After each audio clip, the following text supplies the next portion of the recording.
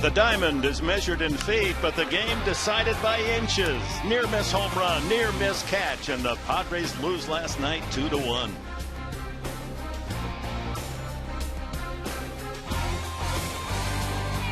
This week's highlight, rookie Anthony Rizzo. His bat has brought immediate power source and joy to the lineup.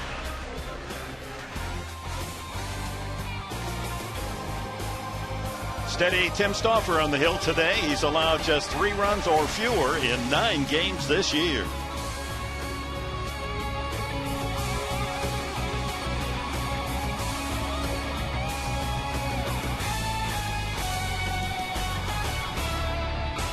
On a beautiful sunny Sunday, welcome to Petco Park. Final game of this homestand as the San Diego Padres host the Washington Nationals.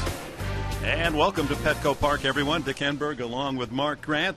11-game homestand. The Padres have split those games 5-5. The Nationals are 5-5 on a road trip, and they're looking for a win today. If they beat the Padres 3 in a row, it'll be the first time since they were the Montreal Expos 16 seasons ago. It's Military Sunday. U.S. Army saluted today. Their birthday, 236th birthday, coming up on Tuesday. The Padres hope to march to the right beat today. And hopefully get a win today as they hit the long road trip. A 6-5 homestand would be nice because Denver is always a challenge, Minnesota, and then Boston, who's playing extremely well. So a win today for Tim Stauffer and the boys would be nice. Well, the Padres pitching throughout the season, again, has been like the wonderful strings in a symphony orchestra. But where's the percussion? Where are the drums? Well, I tell you what, the drums should come out today, hopefully, for Tim Stauffer, with those bats beating those drums. And last time out for Tim Stauffer, 8 strikeouts, a career high against the Colorado Rockies. Timmy's got to stay out of the heart of the plate. And I think this is contagious because over the homestand, the last 10 games, the number's been pretty good.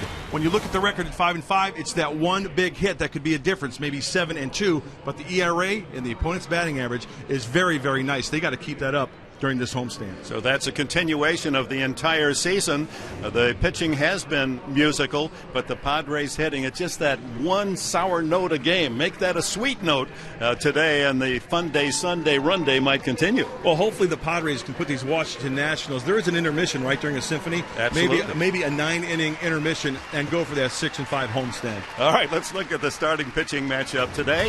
It features Jordan Zimmermann and Tim Stauffer. They met each other in Washington, and Stauffer prevailed by a tight 2-1 score. In fact, of the 6 games played between these two teams, 4 have been decided by the score 2-1. Jordan Zimmermann from the Nationals, his record better than that 4-6, just as Tim Stauffer has pitched much better than 2-4 this year. So we're set to go. Our pitching matchup brought to you by Discount Tire, where America saves on tires. On a perfect baseball day in America's finest city, we're ready to play ball.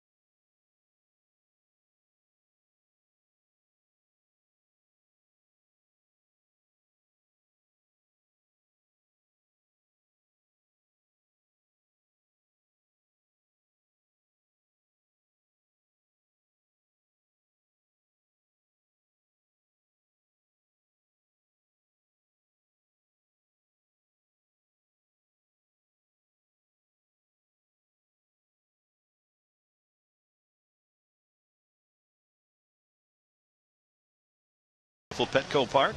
We're ready to go as the Padres have taken the field in this final game of 11 on the longest homestand of the season.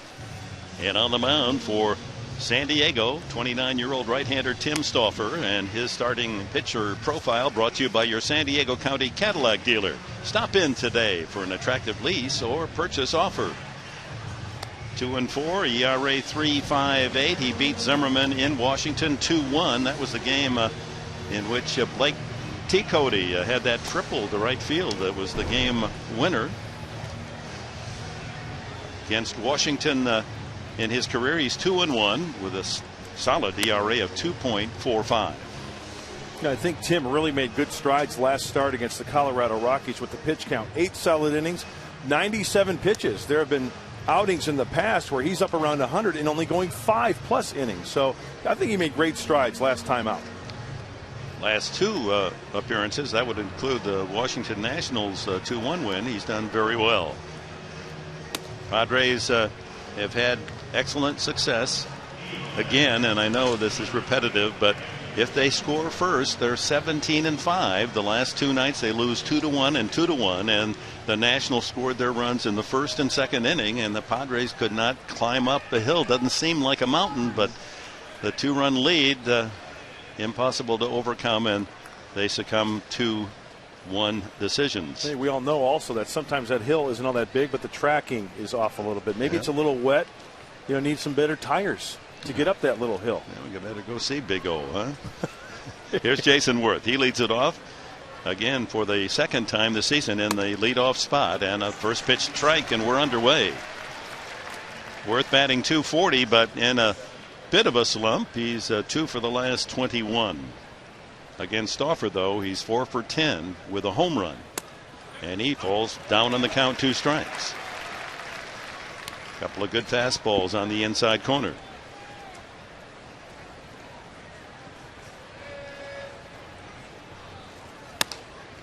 Up high, 92 on that pitch. So the Padres will conclude the homestand today. Hop on a charter flight to Denver, open a 3-game series against the Rockies tomorrow night in Denver. Fouled off the mask of catcher Hundley. We saw Rob Johnson get one the other day. Now Nick Hundley right out of the gate. Good afternoon, Nick. It's 1:08. Time for your wake-up call. Man.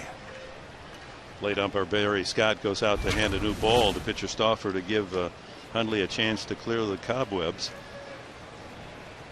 Padres in their Sunday military uniforms. Recruits signed in, 100 of them before the game. Swung on and missed. Chased a slider in the dirt outside, and the out recorded at first base. All right, the lineup brought to you by the Prize Patrol, presented by Jerome's Furniture. Text winning to 269-411 to enter. Worth, Espinoza, Lance Nix back in the lineup against a right-handed pitcher, Michael Morse, doing a lot of damage to everyone, especially the Padres. Wilson Ramos bats 5th. Rick and Keel back in center field hits 6th. Then ex-Padre Jerry Hairston 7th. Jordan Zimmerman, the pitcher, batting 8th. And Alex Cora at shortstop today hits 9th. Espinoza, switch hitter, has had much more success from the right side, 302, than the way he hits today left-handed, just 181. 10 home runs, and that one hit deep and fouled down the left field side, way back beyond the aisle. Ball jumps off his bat. He leads the team in triples, has 10 home runs, tied for the club lead in runs scored with 30.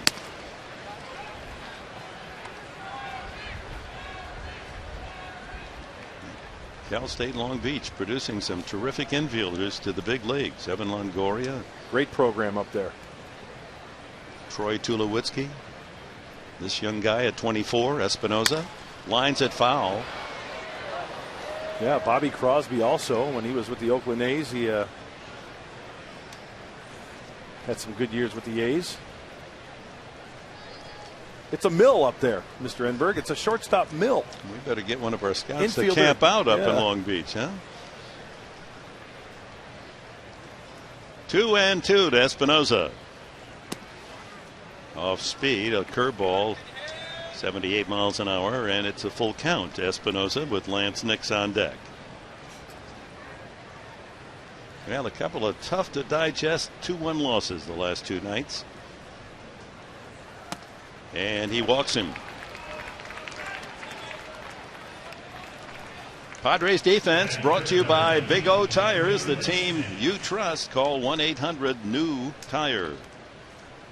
Battery of Stauffer and Hundley. Headley, Bartlett, Gonzalez at second base today. Rizzo at first.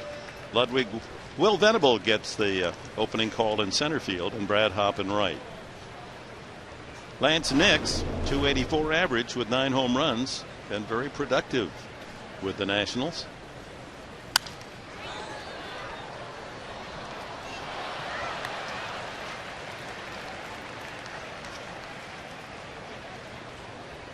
For the top of the order for the Washington Nationals, really struggling this year, and with a youngster like Espinosa trying to get on, he gets the walk. You know, Nix is one of those guys who can put a charge into one.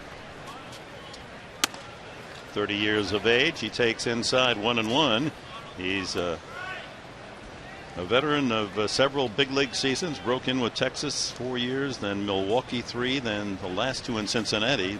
By far his best hitting done last year, .291 with the Reds. He went around 1-2. So .291 last year.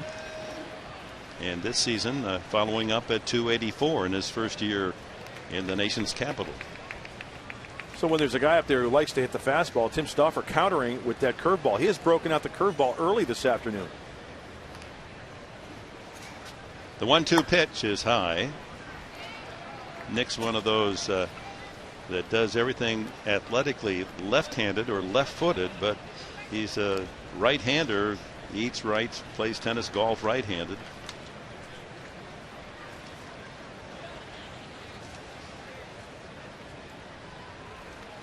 Infield at double play depth.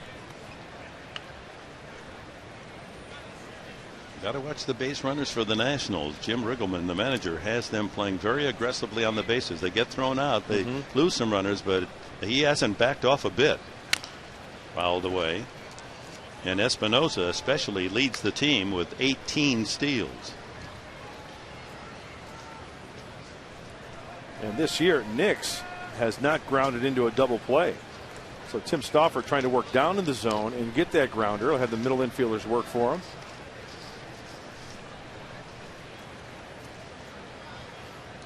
Correct myself. He has 6 steals. It's Desmond that has the 18. But Worth, the leadoff man, 8 steals. Espinosa with 6. Bernardina, who has a hamstring, he has 9. So the 2 top base stealers, Espinosa with 18 and Bernardina with 9, not in the lineup today, starting lineup. 2-2 to Nix. Line drive, base hit, center field. A shot, 2 hops to the center fielder Venable, and holding at second base is Espinosa. Well, this has been a pattern of the Nationals. Friday night they scored 2 in the second. Last night 2 in the first. They get off to a good start. Then it gets quiet, but they've got enough to win. That two-seam fastball leaks over the heart of the plate, and Nix is all over it. Tim tried to bury it on the inside part of the plate and get his hands tied up. Almost looked like he was looking fastball as well. He was right on that pitch. Brings up the cleanup hitter, Michael Morse. Since the 1st of May, hitting .358, 8 doubles, 9 home runs, 27 runs batted in. Raising his average up to .299. Fouls it away. Morris did go 0 for 4 last night. 3 outfield putouts, 1 a line drive to right. And he struck out once. And he has proven, he has shown when we were in Washington and here in San Diego, you don't have to throw this guy a strike. Fastballs out of the zone, he will chase. Breaking balls out of the zone, he will chase as well. Did he go? No. He told me that when I asked him, who's your idol? I meant the baseball idol growing up, and he eventually answered Alex Rodriguez because this young guy grew up as a shortstop. But my idol, he says, my grandfather of Jamaican descent, had a plantation in Jamaica, So because he gave to everyone. Nice answer. Absolutely. Ooh, that one got him. So the bases are loaded with one out. Morse to first, Nix to second, Espinosa to third, and Stauffer's going to have to pitch out of trouble here in the opening inning. Two-seamer. Tim's really trying to establish the fastball into the lefties and into the righties. This one just gets away from him right on the left thigh of Michael Morse. So Darren Ball's the out to talk with Stauffer here. Nationals threaten to get the early lead once again. On this homestand, the Padres have scored first 5 of the 10 games. They're 4-1 when they get the lead. And on the year, when they don't score first, they're 12-32. Infield hoping to bail out Stauffer with a double play ball. Wilson Ramos takes it outside, ball 1. Ramos is a candidate for that twin killing. He's grounded into 6 double plays this year, more than any national.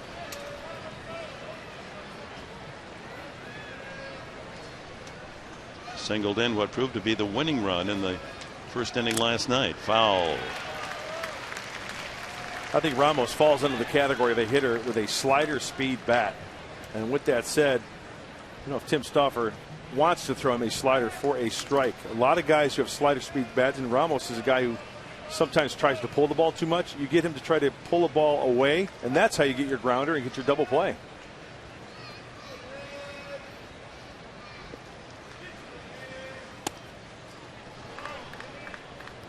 Fastball just missed. Yeah, maybe down a little bit. Tremendous movement from the two-seamer.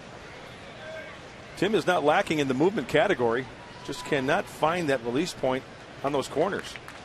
Those pesky Nats with the bases loaded. 2-1 pitch. Right back to the mound. To home for 1. Back to first. Double play. 1, 2, 3. And the Nationals are gone, and Stauffer gets the perfect one-hopper back to the mound to close out the inning. No runs, 1 hit. Nationals leave 2.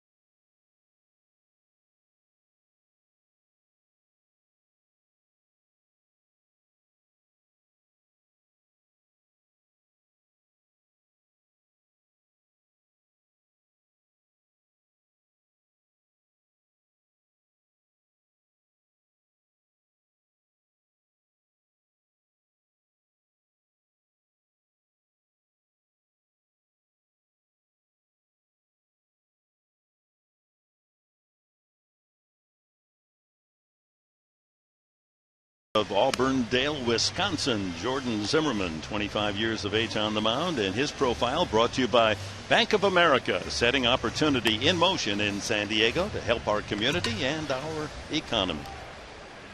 4.6 the ERA. Pitched much better than that. As we told you earlier, went 7 innings, allowed just 1 run, 5 hits in a 2-1 loss to the Padres. Check that. That was a 2-1 win his last start against San Francisco. 7 innings pitched, 1 run, 5 hits, and against San Diego losing 2-1. It was T. Cody's triple that beat him in the early innings. He's a strike pitcher. He doesn't walk many, only 15 all season long. Leadoff hitter is Jason Bartlett today. Checks in with a .254 average.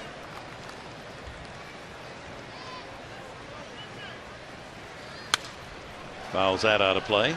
Headley and Hop to follow in the first. Zimmerman's got a new elbow. We talked about that last time in Washington. 2009 had Tommy John surgery. He is good to go. As you mentioned, Dick, a strike thrower. Fastball, slider, curve, and a changeup. He can get up to mid-90s with that heater. Fouled out of play. High school baseball and football star. In high school as a wide receiver, one game he caught over passes that totaled over 300 yards receiving. He can be on the pitching and catching end.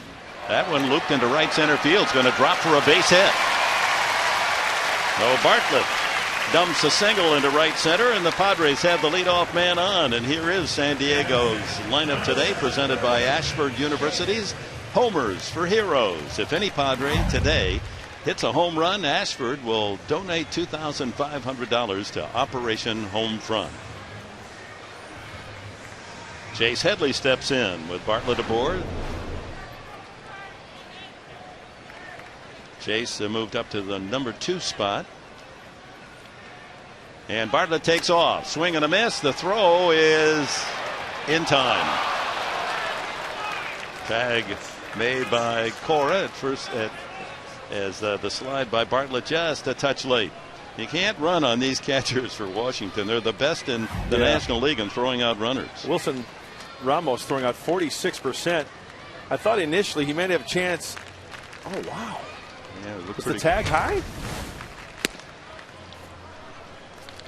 I don't know. Wally Bell all over it. I mean, he's got the better. Oh, my. Wally Bell's work behind the plate and on the bases is consistent. Confusing. Well, he's got a better view than we do. So if he calls him out, he is out.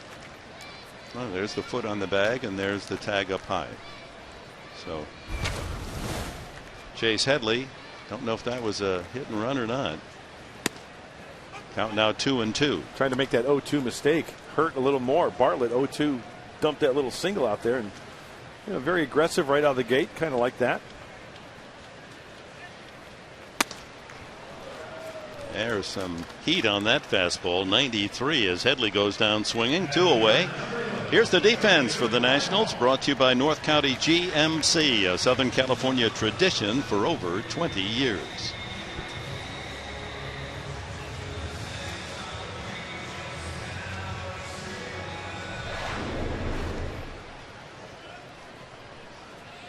Brad Hop elevated today to the 3rd spot in the order, hitting .239.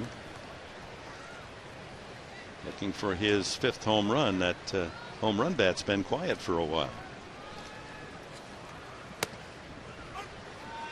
2 strikes. Changeup right in there.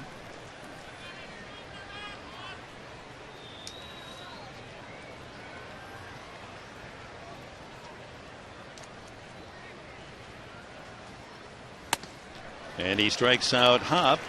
Headley and Hop go down swinging. No runs, a hit, no one left. On to the 2nd inning here at Petco. No score.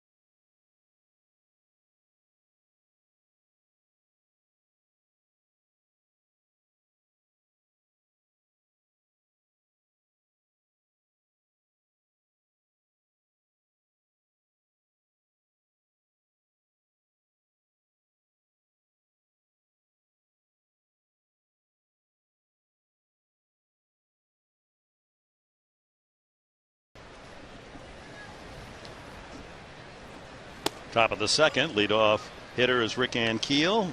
His average down to 203.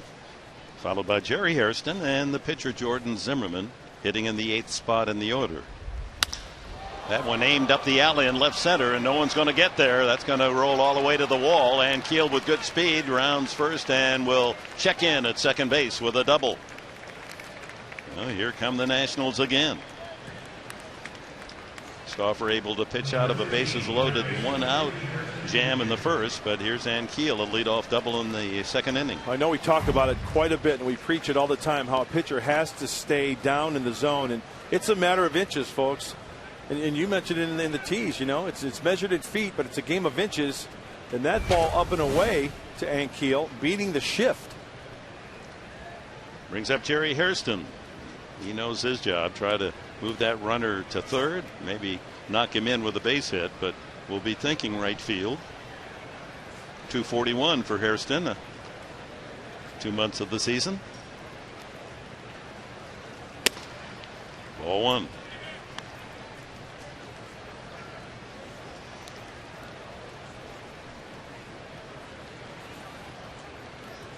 You know, this raises a point that's worth talking about with the adjustment in the lineup. Jim Riggleman having Jordan Zimmerman hit 8th.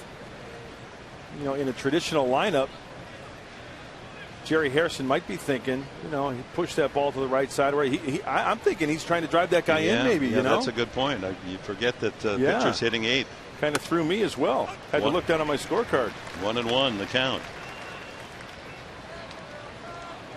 And if Hairston, who walks a lot, sure, earn a free ticket, then you got your pitcher in the right spot that he could bunt. Exactly. And your 9 hitter is a regular. Cora batting 9.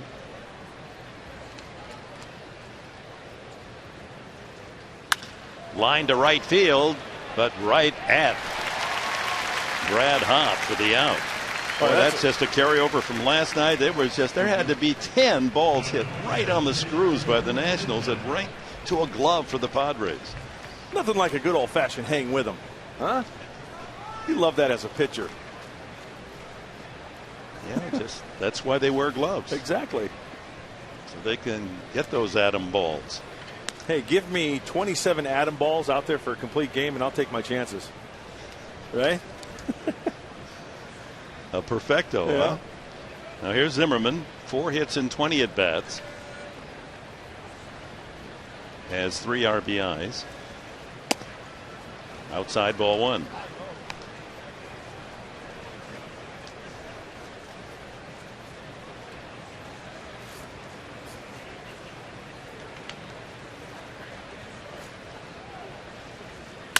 Ground ball to short. Have a play at third, but they don't go there. Bartlett across the diamond.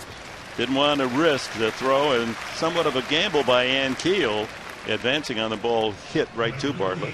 Yeah, and I think Jason's thinking, you know what, it's early in the ball game. I want to get an out. If I get that for sure out, that'll be 2 outs. Now the Nationals have to come up with a 2-out knock to try to get that run in.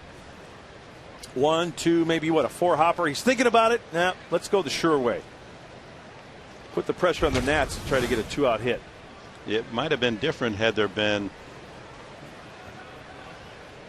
no outs and not 1 out. Right. Then getting to third, you can score in an out. But in this case, Cora is going to be in scoring position whether he's on second or third. Cora, or rather Ankiel is. Cora, 227 hitter. Has 6 RBIs all season. So Ankiel at third, 2 out.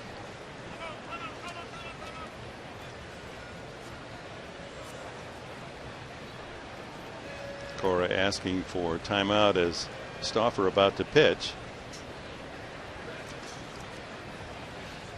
Outfield shallow toward left. Stauffer in front on the count, 2 strikes.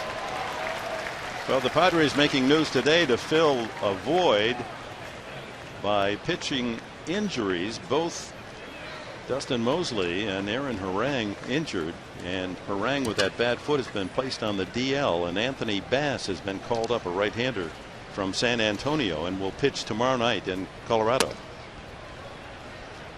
That one slides inside. Bass, a hard-throwing right-hander. just 23 years of age. They say he gets up 95 to 97 miles an hour. 6-3 in San Antonio, and he pitched once in Tucson, 1-0. Wow, what was wrong with that pitch? Looked like a pretty good pitch. Let's check it out.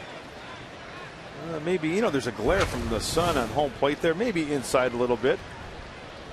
2-2 to Cora. I think it's a strike. From up here, it looked like it caught the corner. Ground ball swept to the right side. Gonzalez throws him out, and that's it for the Nationals in the second. So the first 2 innings of this game, Washington's had a man at third with 1 out and 2 outs. Can't get anyone home.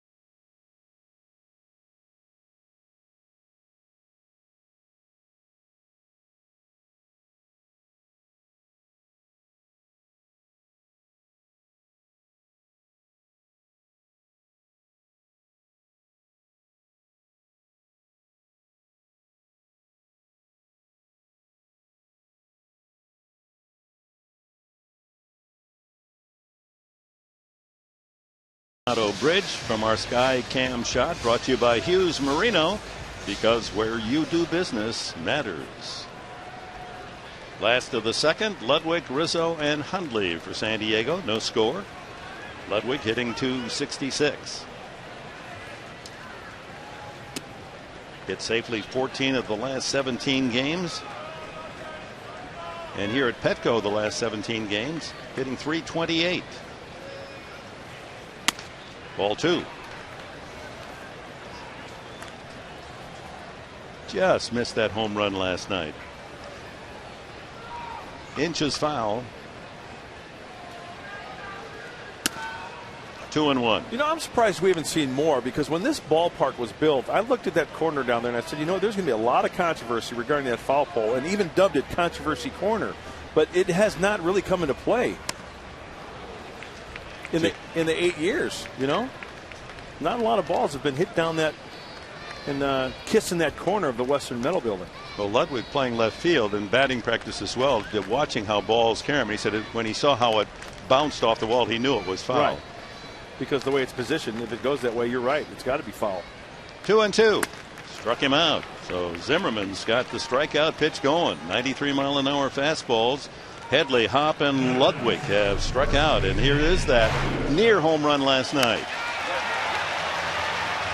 Called by Wally Bell a fair ball home run, but then challenged by Riggleman, and wisely they went to the TV review, and just by inches Ludwig denied the home run.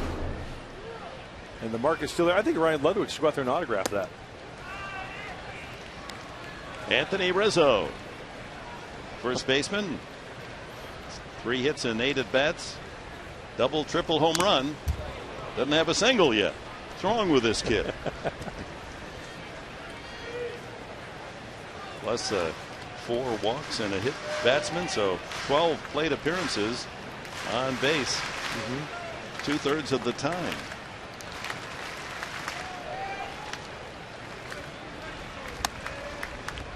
2-1, and our cold hard blast is presented by Coors Light, the world's most refreshing beer. Here it is. First time up last night off Lennon, and he dumps it into the right field seats, and fans, family and friends jumping for joy as Rizzo is in the major league books with his first big league home run, and they're back to cheer him on again today, and why not, taking their photos.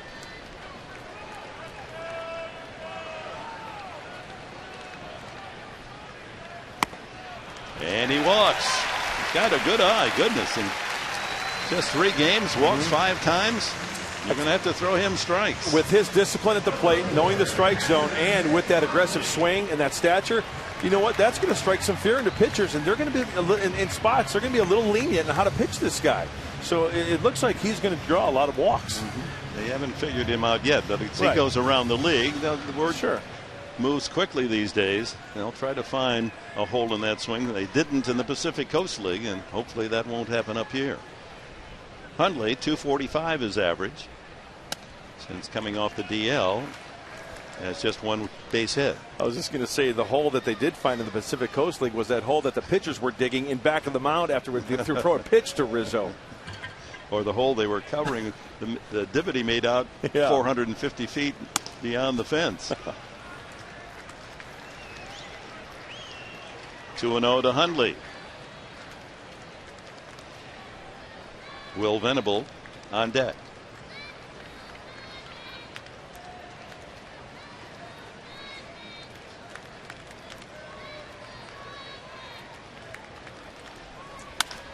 Out of play. Well, this homestand, the Padres 5-5, but you can't blame it on the pitching. 2.60 ERA in the 10 games. So they give this team a chance to win every game. The pitching, both starters and bullpen.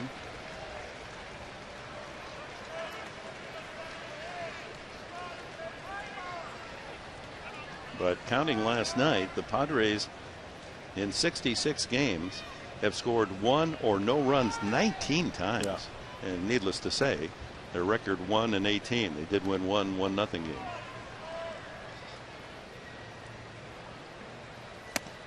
Right down the middle. I mentioned it last night, but it's worth mentioning again. Last night's loss was the 8th time that the Padres have given up 2 runs or less and lost. And once again, 1 little duck snort, 1 wild pitch maybe could have been the difference in those games.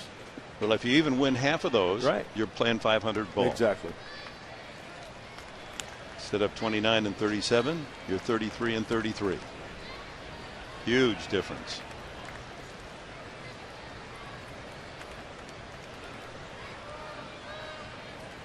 That would put them just 4 games out of first place. Another foul. And if I could have found the strike zone and threw my slider for a strike, probably be in the Hall of Fame.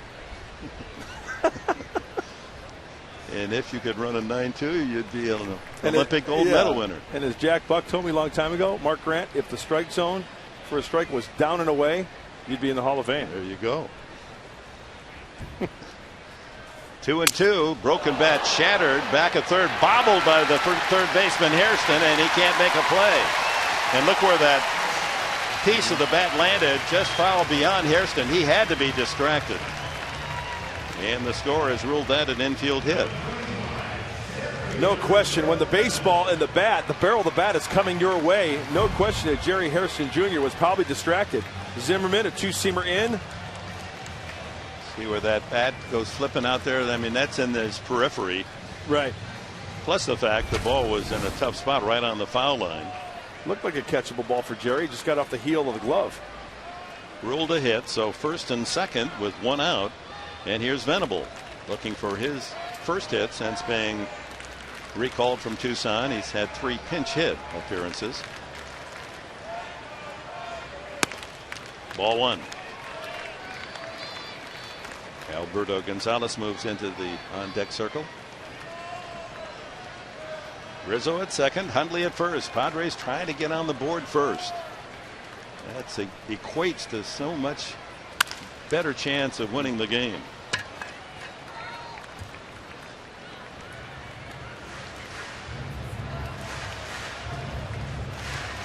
Boy, the Red Sox beat Toronto 14-1. Adrian hit a home run again today.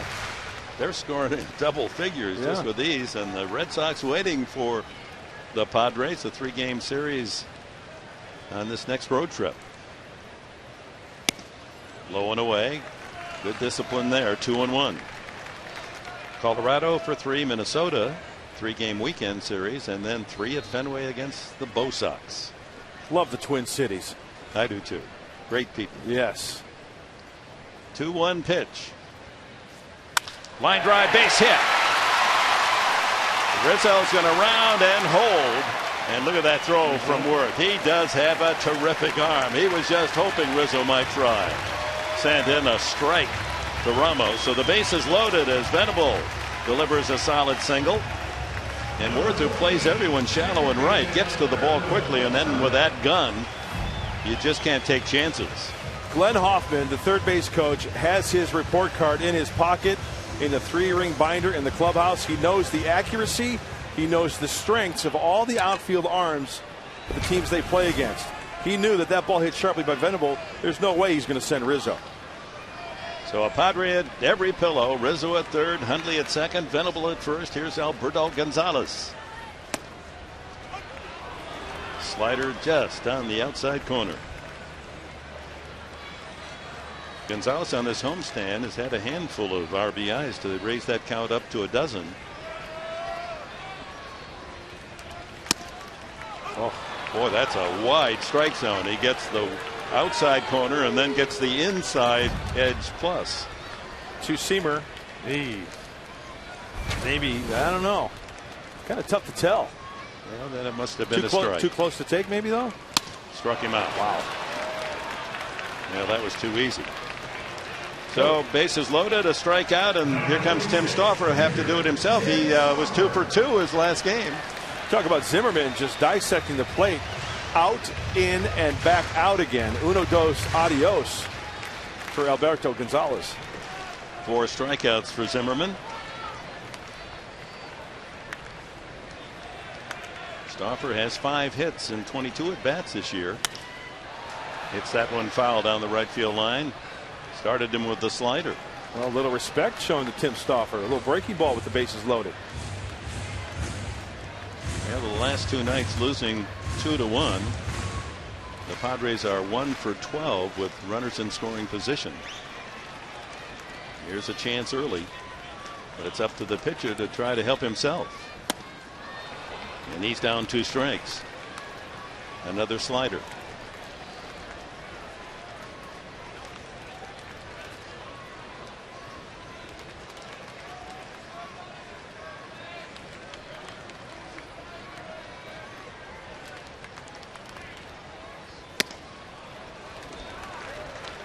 Three in a row.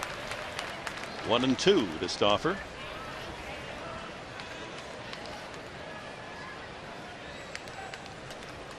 Bases loaded, 2 outs. 1-2 the count. No. Strike 3. Well, it's a wide strike zone. Berry rings him up. Zimmerman goes through the order and strikes out 5 Padres in 2 innings. No score. On to the 3rd.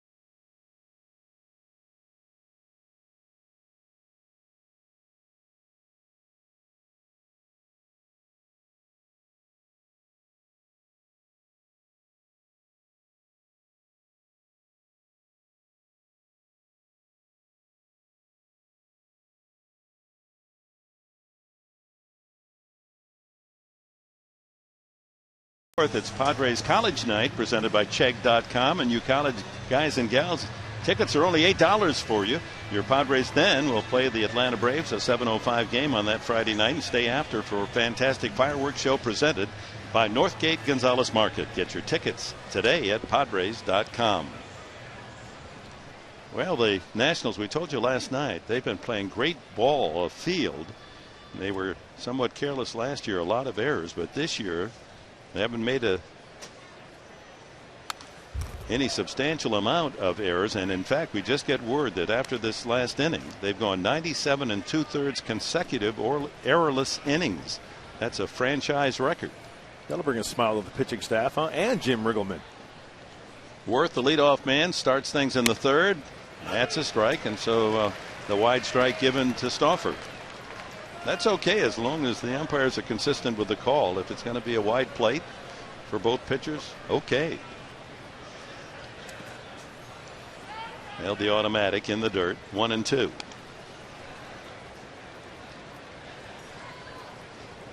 Worth struck out swinging first time, chased a slider in the dirt. Well, both teams have had a bases loaded opportunity in the first two innings, but unable to score. That's too far outside. Count levels at 2-2.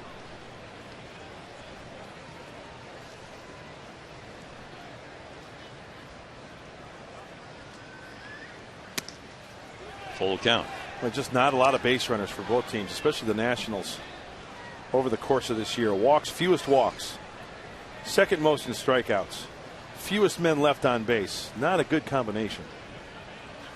Chop to the left side. Bartlett fires across and just does get Worth, who hustled hard up the line. Big man can run.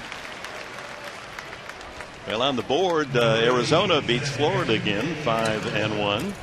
So they can sit back and hope that the Giants get another defeat at the hands of the Reds, and that would move Arizona back into a tie for first place in the National League West. It's up for grabs. Like I said back in April, try to hover around 500 till September 1st and then see who gets hot. What happened last year? Giants, they were sizzling in September. Curveball misses low.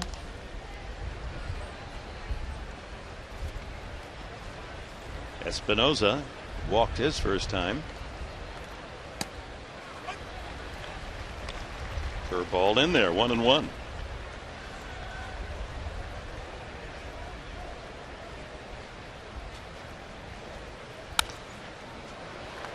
The Nationals completing a 3-stop road trip. 10 games, played 3 in Arizona, 3 in San Francisco. I think that 4 in Arizona. They split that 4-game series. Won only 1 of 3 in San Francisco. They go home off tomorrow and will host St. Louis for 3. Pulled foul. Curveball. Tim's breaking out the curveball more this afternoon. You know, each start, prior to the start, they work in the bullpen with pitching coach Darren Balsley, and they work on certain things, whether it's location of the fastball or spinning a certain pitch. Maybe it was the curveball that Darren and Tim worked on in between starts. Line drive right at Bartlett. Short hops it on the backhand side and throws him out. Another hard out from the National hitters. The hard hit ball, the short hop, gives Bartlett plenty of time to get that crow hop. He goes down and gets that ball. Espinosa, a pick and a P-rod across the diamond to that big target, Anthony Rizzo, over at first base.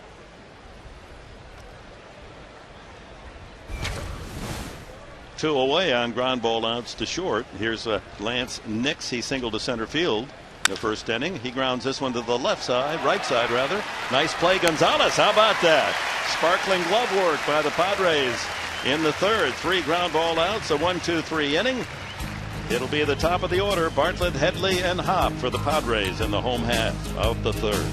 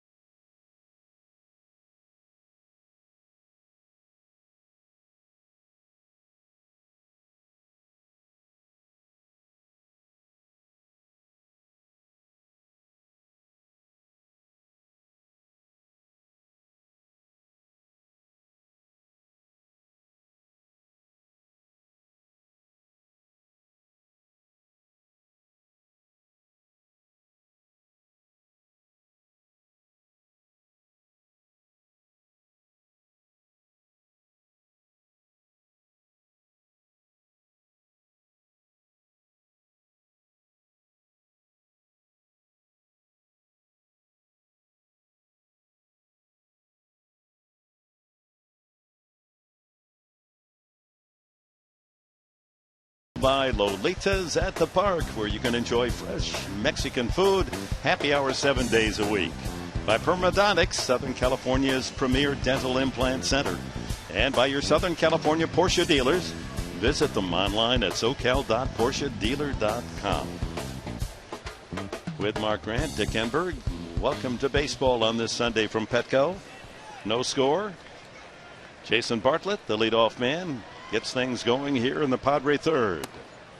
He dropped a single into right field his first time.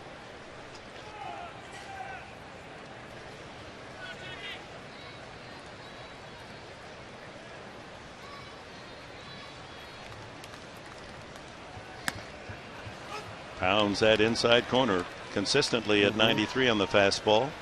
So it looks like Scott Berry is giving east and west, but not so much north and south, right? Giving the corners, but not up and down. 2-strike pitch. Boy, if I'm pitching today, I'm just burying that fastball inside. Keep going in there with regularity. And then off the plate, maybe a few inches.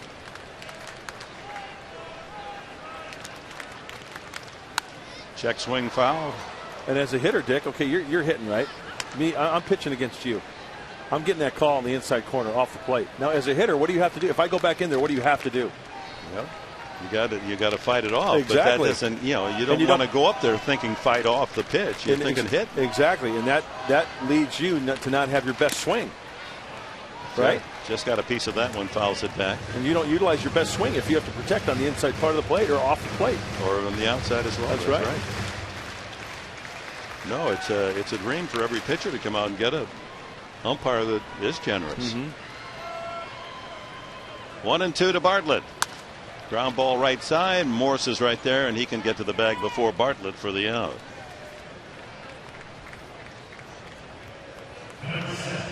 Chase Headley, one of 5 men that Zimmerman has struck out in the first couple of innings.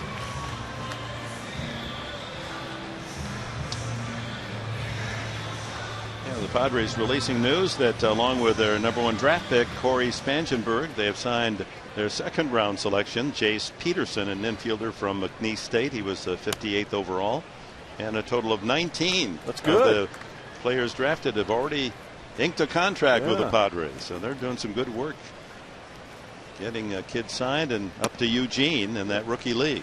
Get them out there, get them playing every day and honing their skills. 2-0 to Headley. They got uniforms and everything up there in Eugene.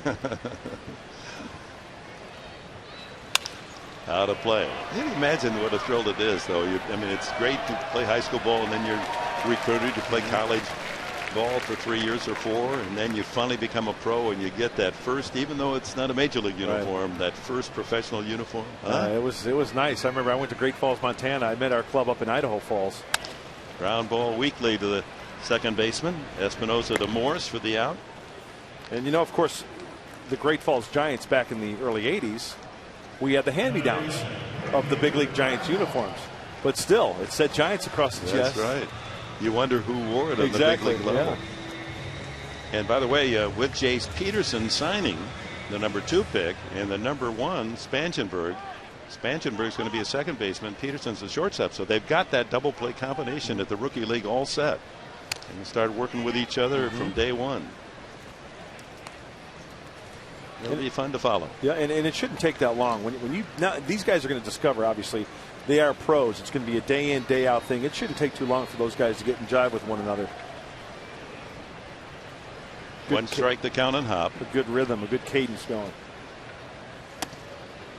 Lays off the high fastball. He struck out the first time on a high fastball.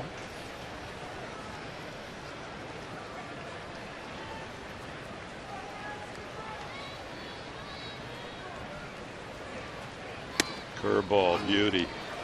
Tell you what, that Zimmerman's getting through all of his pitches. Good rotation, especially on the curveball. I mentioned it earlier, Tommy John surgery in 2009. I'm telling you what, guys come back stronger than ever from that surgery. It's amazing. And another curveball right there. So Hop has struck out swinging and looking.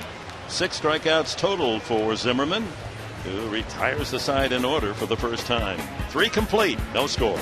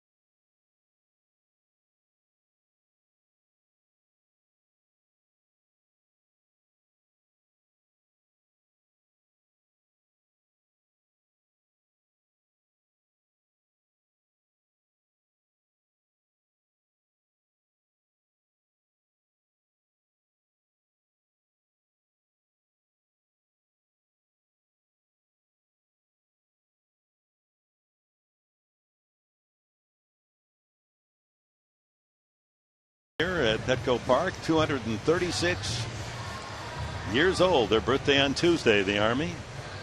Swearing in ceremony featured 100 future soldiers sworn in out in center field. The large American flag from the San Diego State Army ROTC soldiers. Nice start to this Sunday. Fans giving all a rousing standing ovation. Michael Morse hit by a pitch the first time. He has become a slugger out of nowhere at 29. Ground ball sharply, but right to Gonzalez. Didn't have to move an inch. That's 6 straight outs, all ground ball outs thrown by Stauffer. Our salute to the military is brought to you by Coleman University, a military friendly school. We have the Marines with us as well up in the right field corner. Love it. And thank you to all the men and women serving. It's great. Military conscious, the ownership of the Padres, and there's no major league team that salutes the military like we do. Yeah. Wilson Ramos grounded into a 1-2-3 double play with the bases loaded, 1 out in the first inning. So since Ann Keel's double to left center, and then a line out by Hairston. 6 straight ground ball outs. What's that tell you? That means the two-seamer's working down in the zone. You will give up your hits, but take your chances.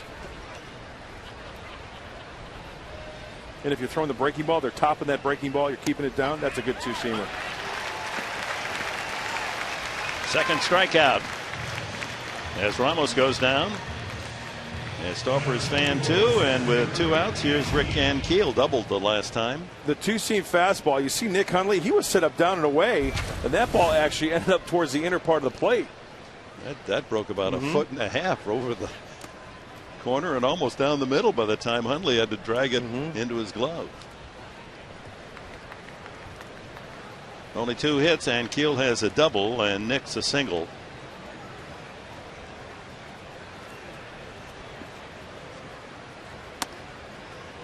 Misses there, 2-0. Padres have 3 hits, all singles. Bartlett, Hundley, and Venable. Sometimes when Tim Stauffer is pitching, the way that he holds the baseball, the ball will shift from one side to the other, depending on how he's holding that ball. Cutter away, and the sinker down and in to the righty. That was the slider for 2-1.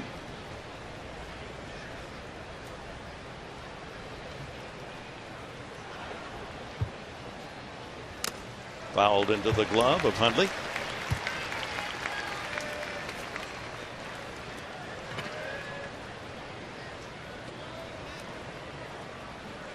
Only 2 men in baseball history have hit 25 home runs in a season and pitched in 25 games, major league games, and Keel and Babe Ruth.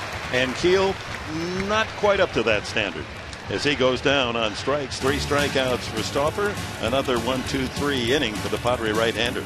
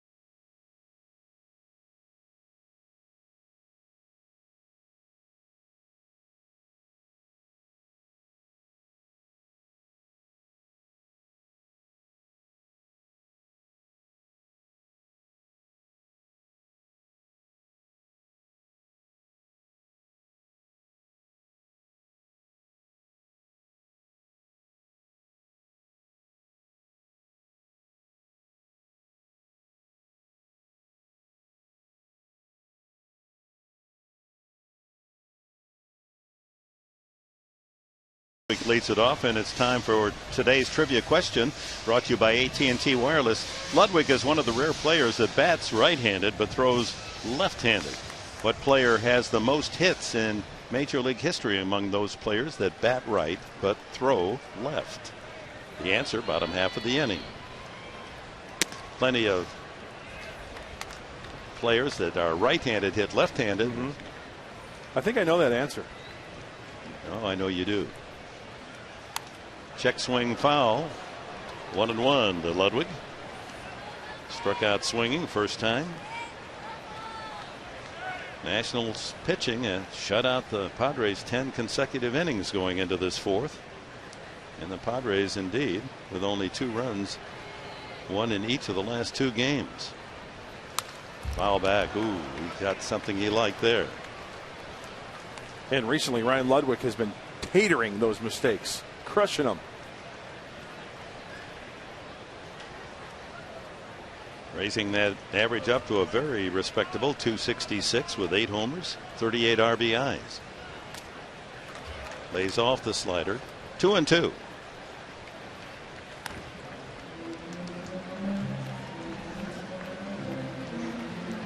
He said he knew the ball was foul. The home run that was reviewed and ruled foul. He said it still stinks.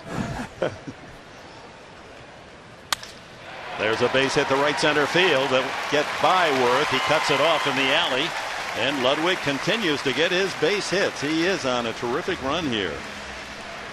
18 games, 15 times he's hit successfully the last 18. Well, before the game, there's no better guy in the clubhouse.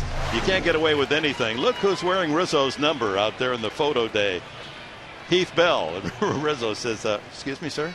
Excuse me, sir. I mean, go over there. That's my spot. Swing and a miss. Rizzo walked his first time. Already 5 walks and a hit by pitch in his first 3 games.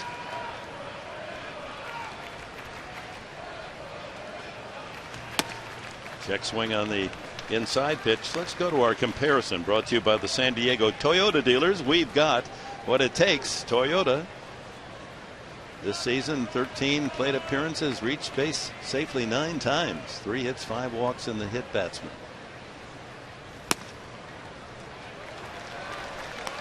And in the short time here, that equates to a .667 on base percentage before today's game. The major league average, if you're doing well, it's .333 roughly. You know, above .333.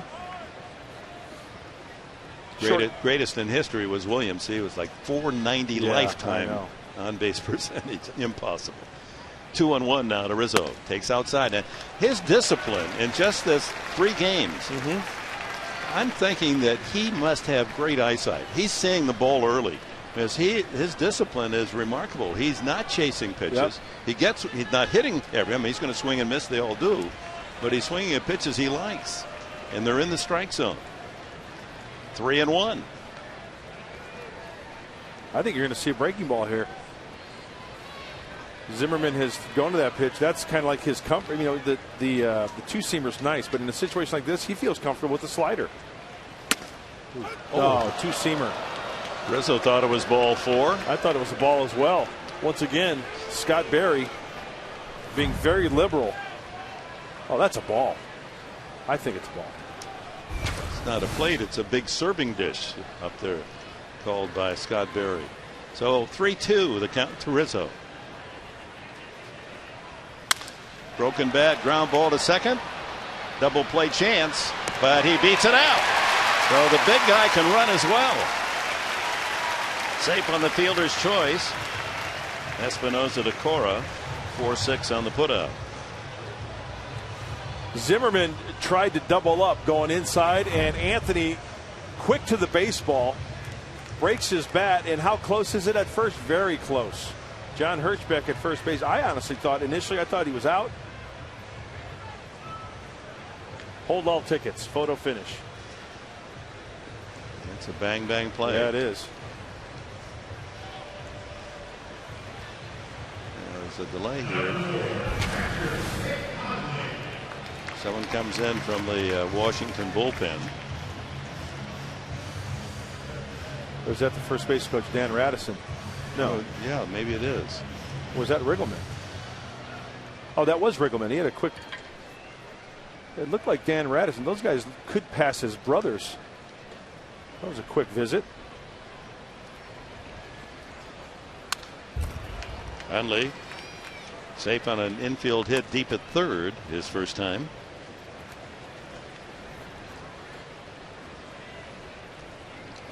Oh, Rizzo on base again, though a fielder's choice.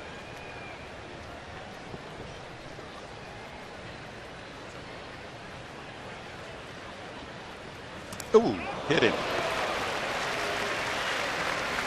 Just a glancing blow, and Hundley will gladly take first base. Takes one for the team. And the Padres have another man in scoring position with 2 men aboard. Rizzo at second, Hundley at first, and 1 out. Zimmerman has shown all day, all afternoon, both sides of the play with that 2-seamer, and this one just leaks away from him and gets Nick on the elbow.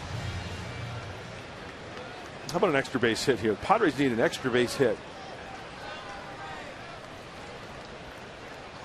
Venable line drive single to right, hit hard out to the right fielder Worth. So hard that he couldn't score the man from second. Loops that one foul.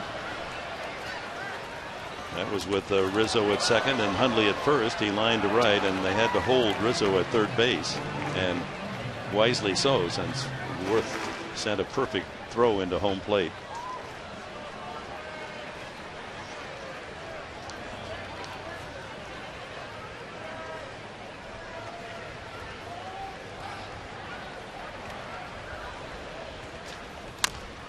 Smothers that one foul, and Zimmerman ahead on the count. 2 strikes.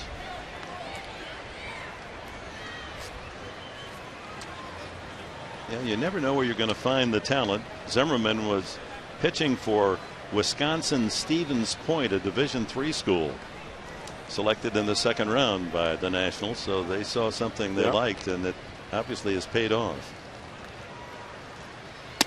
High with a fastball.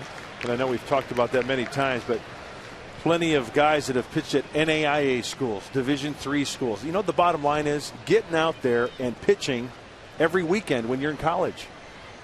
Be that Friday night guy. Be that Saturday night guy. It's the beauty of the game. The distance between the mound and home plate doesn't change no matter what level you're playing. Struck him out. That's number 7. Oh, Alberto Gonzalez comes up with the bases loaded in the second inning.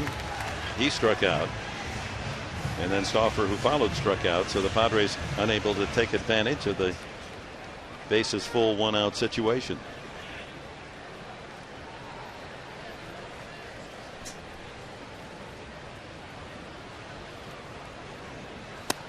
And this has just been the total frustration of these close game defeats, that the opportunities are there. When is somebody going to get that big hit? You know, just drive one in an alley with a couple men on. But here it is, a high fly ball to right field, and Worth has a beat on it, gives way to the center fielder and Keel, and another chance goes by the boards. No runs, 1 hit, 2 more left, and after 4, no score.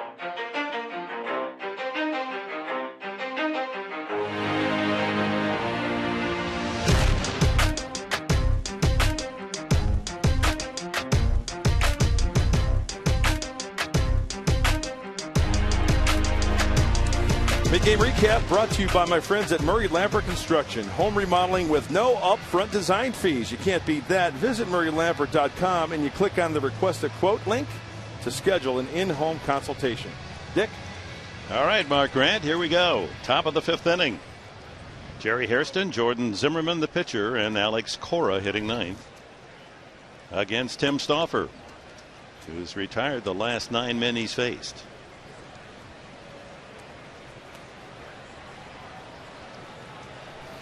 Stauffer working on a string of scoreless innings. His last outing, he went 8 innings without allowing a run. So 12 straight now, as he works to Hairston, who lined to right field his first at bat.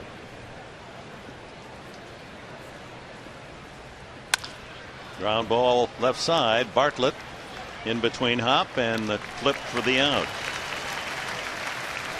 Well, it's time for our AT&T Wireless Trivia Answer. The question involved Brian Ludwig and players who bat right-handed but throw left-handed. Who in the Major League history has the most hits with that style? And Ricky Henderson is the obvious answer. All he accomplished was 3,055 hits. Hal Chase, great old-timer, the second 2,100. Cleon Jones, Rube Bressler, Johnny Cooney, and Ludwig is 6th on the list. Nice. 635 hits for the Padre left fielder. Other notables in that category: Cody Ross, and remember Mark Carrion with the Giants, first baseman. You don't see it too often. Randy Johnson, but he was a pitcher. Kurt Bleffery with the Orioles. Really? Yeah. 3-0 now on the pitcher Zimmerman. And the Padres kind of forget that the pitcher's hitting 8th and not 9th. Same thing happened last night. And now Stauffer has to battle out of a 3-0 hole. Oh no. 4 pitches. He walks the opposing pitcher.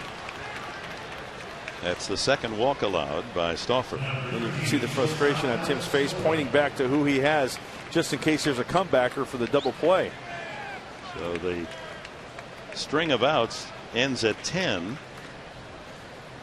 And number 9 hitter Alex Cora grounded to second, his only at bat.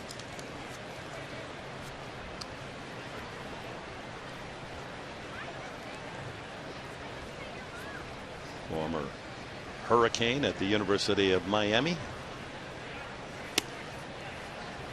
And with that ball out of the zone, Hundley goes out to talk to Stauffer. Yeah, 5 in a row. Time for a little chat. Just a little calm me down. Hey kid, you're throwing the ball well. Nick Hundley, part cheerleader, part pitching coach, part counselor. That's what makes that position fun. Those foul tips don't. Yeah. But it is a cerebral position. Absolutely. You need a very smart man behind the plate. Baseball smart. That's a strike. Gave him a nice target, and he hit it cleanly on a slider. And the best compliment you can give a pitching coach or a catcher is that after a visit, you fire a strike. Nicely done, Tim Stauffer.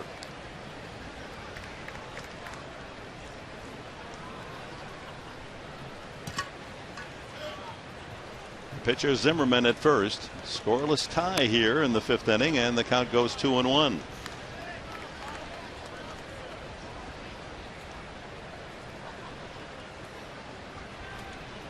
Leadoff hitter Jason Worth would be next.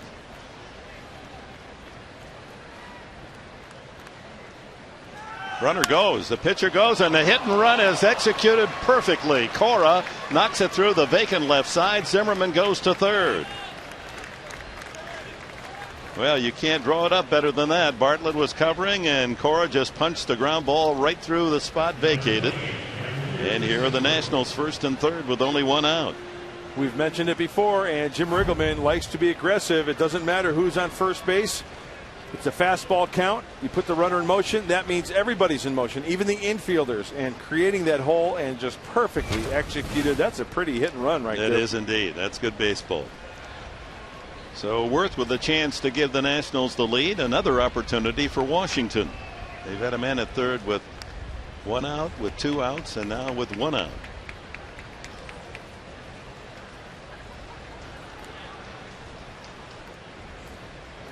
Worth is struck out and grounded to short. This is where that double play ball could be crucial, and the Padres lead the National League in double plays.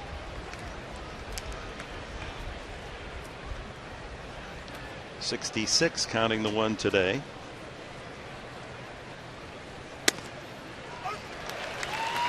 Two strikes, the count on Worth. Just wait a minute, I'm 6'6". My knees are a little higher than that. Yeah.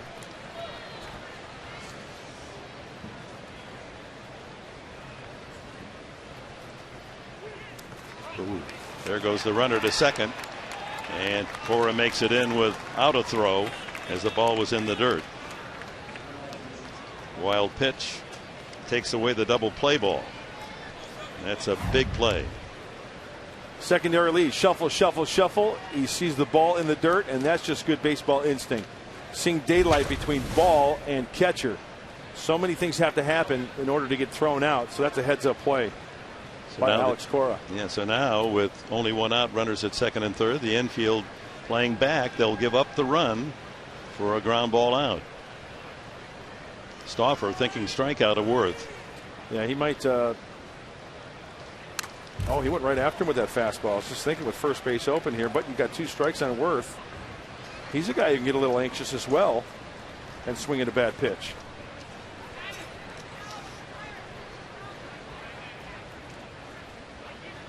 He struck out 54 times this year.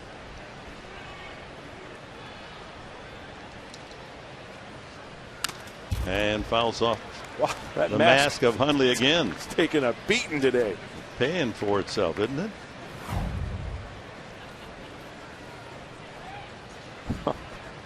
Nick got one right in the first inning, and now this one, it's like, okay. Undressing our catcher. Plate umpire Scott Barrett giving him a chance to clear his eyes. 1 ball, 2 strikes to Worth. First and third. Washington went after it. He's out. Hundley records the out at first base, and Worth, boy, here's their big money player with a chance, even on an out, to get a run in, and he goes after a pitch that's way out of the strike zone. We've talked about that before. There are a number of guys in this Washington National lineup that will chase. Let's check out the Carlos Jr. pitch track. Right down the heart of the plate, getting ahead. Now you start to expand the zone a little bit. 0-2 in the dirt. Nice block by Nick. And he challenged him 2 times away. Sharp breaking ball. Yep. And then the big looper, the big curveball. Throw a little chum out there. Fisher biting. Strikeout. 4th strikeout for Stauffer. And here's Espinosa. He's walked and grounded to short. Well, that's an understatement. He had a sharp, low 1-hop liner to short, and Bartlett threw him out last time.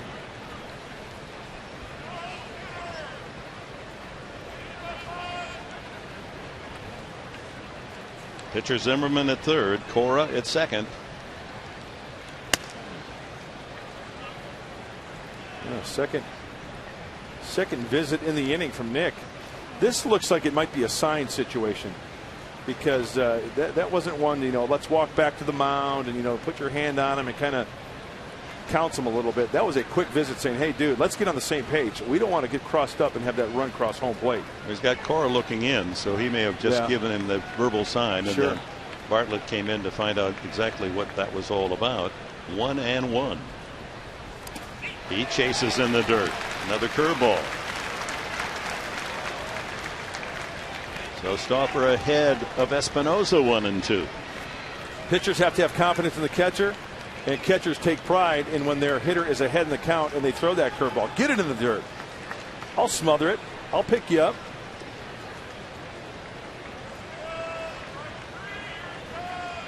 Fastball away.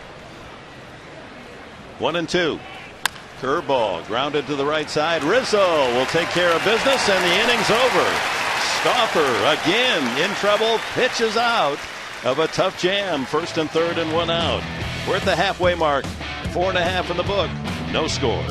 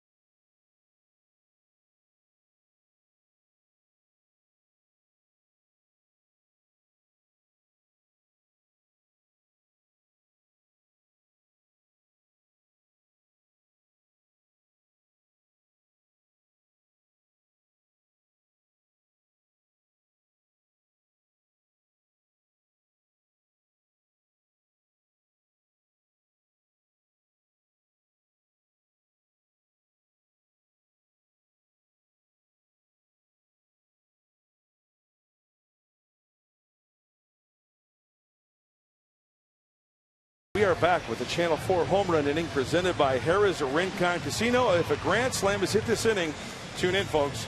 Stay tuned because you can win huge cash, $28,000. You heard it right, $28,000. Just enter at 4sd.com. Dick? I think that we ought to call Rincon. If just a home run happens this inning, we pay him off.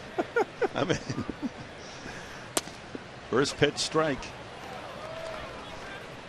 As Stauffer leads it off with Bartlett and Headley to follow.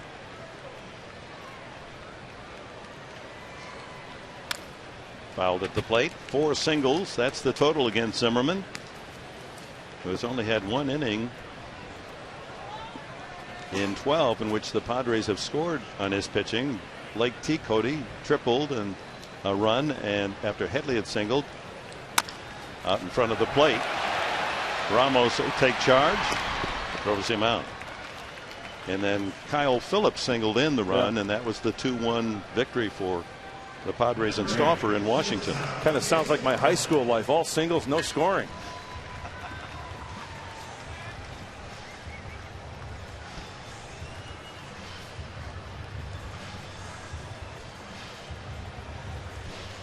Right. Jordan wrong with stag parties. Zimmerman today, 7-0-2 counts. He's getting ahead.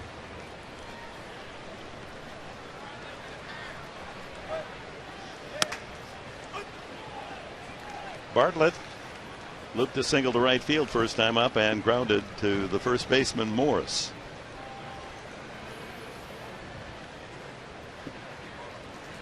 Curveball didn't quite drop into the zone. Not calling that high strike.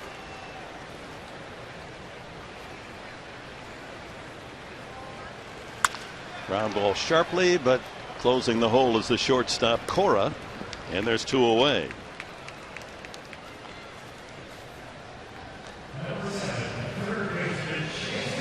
Chase Headley struck out and grounded to second base. Well, this 25-year-old Zimmerman, like John Lannon last night, the left-hander, and they get Steven Strasburg back off the DL. I mean, this Washington staff is outstanding. Well, and also don't forget Ryan Zimmerman, the other That ball's hit well to right center field. How deep will it go? And Keel going back, and on the run, he makes the catch. Just didn't pull it enough. A 390-foot out off the bat of Chase Headley. 1-2-3 again after 5. 0-0.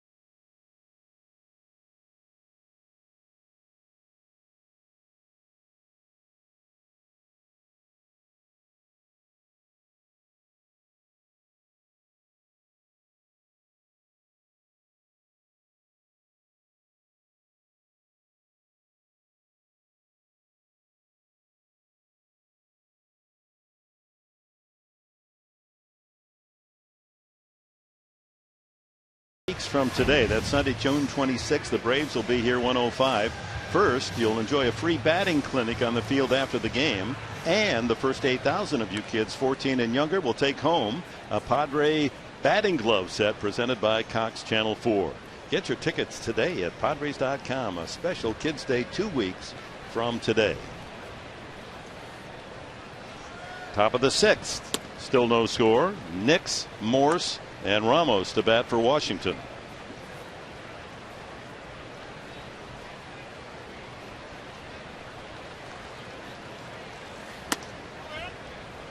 Two and 0. Nix has singled and hit the ball hard the second time, but Gonzalez able to go into the hole on the right side and make a nice play to throw him out. Well, the way this game is going, I mean, who's going to get the big hit? Who's going to throw one away? Who's going to take advantage of a miscue? You know, one mistake from these pitchers might throw 100 pitches. One of those pitches might be a mistake and might be the difference in this game. Misses inside for a ball. 3-1 to Nix. He has 9 homers. Morris on deck with 10. Ramos the catcher with 5. The 3 men that Stauffer will face here in the 6th inning. And he lost him. Leadoff walk. 3rd walk of the game for Stauffer. Morse hit by a pitch and grounded to second. He started to tell the story about his idol being his grandfather, who died at the age of well over 90, he told me, and 96, and he was inundated with letters from the Canadian border to the Caribbean of people that this grandfather had helped, just to whatever, somebody needed something, whether it was money or a job or counsel. That's the kind of man he was. And he said, so that's what I try to live to be. We need more people like that, huh? Here comes Balsley out to check with Stauffer. He's walked the leadoff man and falls behind Morse 1-0. You know, with the way Darren's gone out there and taken charge, he may have, I'm not saying that's the case, but something he may have detected in his delivery or mechanics to try to iron that out, because that first pitch was up and out of the zone. And with that leadoff walk activity now, Frieri just starting to loosen up.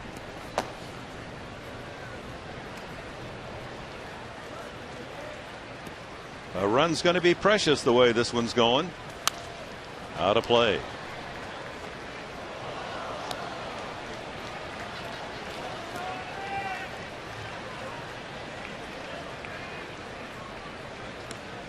Dangerous hitter here, Michael Morse. 8 home runs in the last 19 games.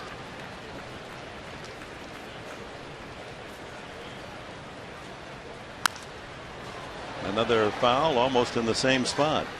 Nice catch by the gentleman to our right in the Toyota Terrace, and he'll hand it over to a little kid. That's why you bring your glove to the yard. Awesome. Yeah, young boy's going to have a smile on his face till he goes to sleep tonight. 1-2 the count.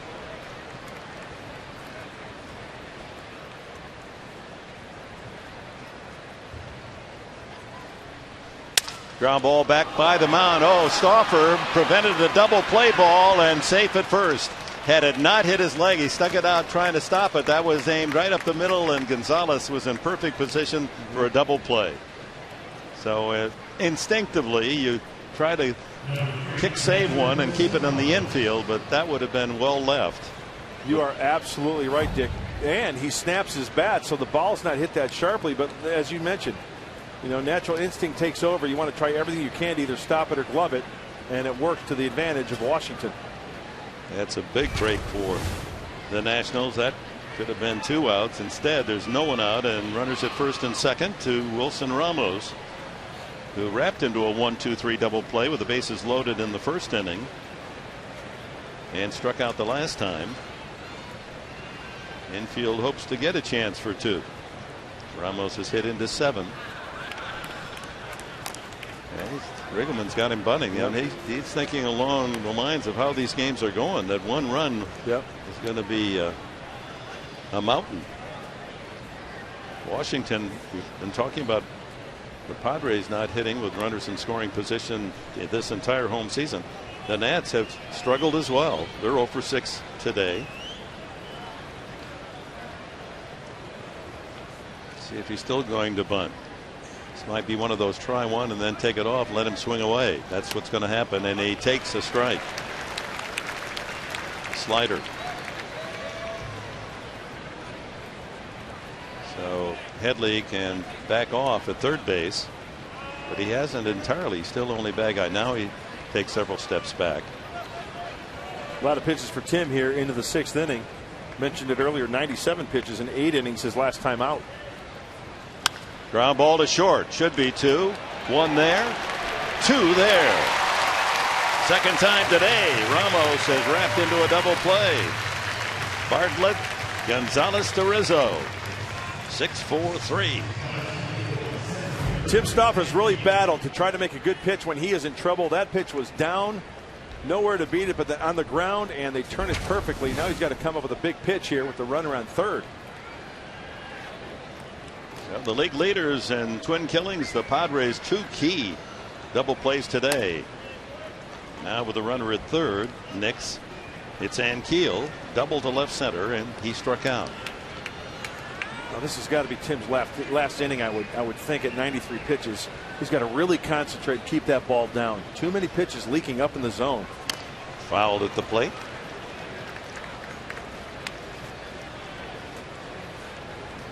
So again tomorrow, the opener in Colorado of a 3-game series. Anthony Bass, 23-year-old right-hander, pitched at Wayne State in Detroit.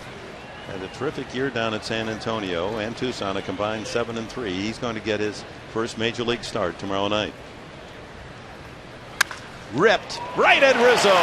He gets that big mitt around it, and the inning is over. Oh my. Another hard out for the Nationals. No runs, a hit. Man left at third. Still scoreless at Petco.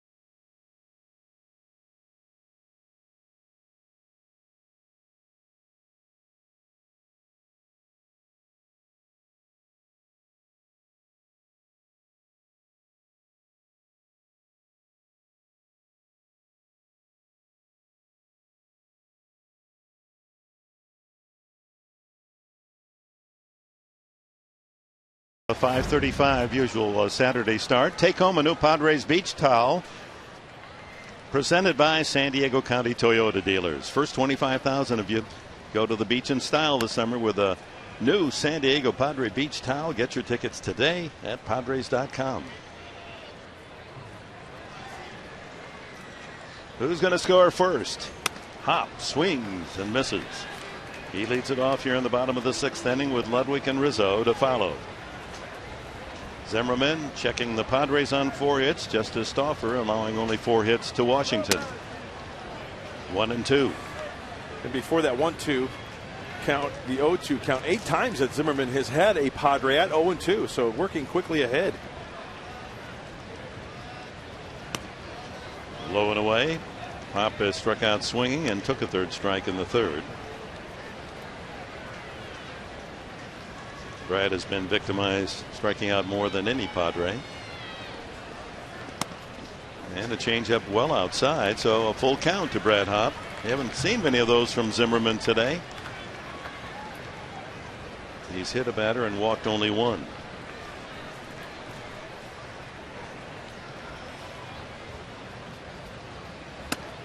Oh. He punched him out. Ball on the corner or just off the corner, and he's calling those strikes all day. 8 strikeouts total.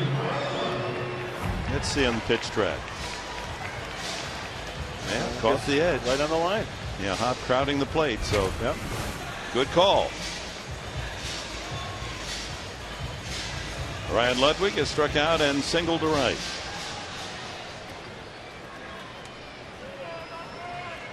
.85 pitches now for Zimmerman. That ball hit the left center field, but not that deep. And Keel's got time. Well, it did carry. A couple of steps from the 401 sign. Long out by Ryan Ludwig. Looks like Rick Ankiel. He kind of. I don't know whether he tried to downshift or what, but he went to his right and then bang to his. Deep, you know, he read it the way I did off the bat. It looked like it might hit, you know, right at the edge of the warning pad. It kept flying. You don't see that kind of action. Of course, we're accustomed to the night play where the Marine layer knocks those drives down.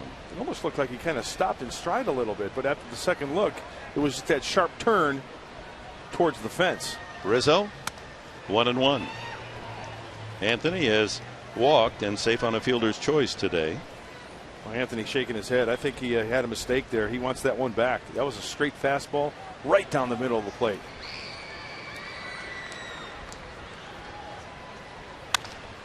Fouls that one away. So in the short time here, the one thing I've noticed, Dick, and you can elaborate, but the pitcher's trying to jam Rizzo right inside. Cutters, fastballs in, maybe some two-seamers away, change-ups. Yep. So let's see what type of an adjustment Anthony makes. He wants it inside again. Misses. 2-2. Well, the word circulates quickly, doesn't it? Now there no secrets. Pitchers pass it on. Fouled into the glove of Ramos. 9 strikeouts for Jordan Zimmerman. He has been outstanding. No runs, only 4 singles in his 6 innings of work.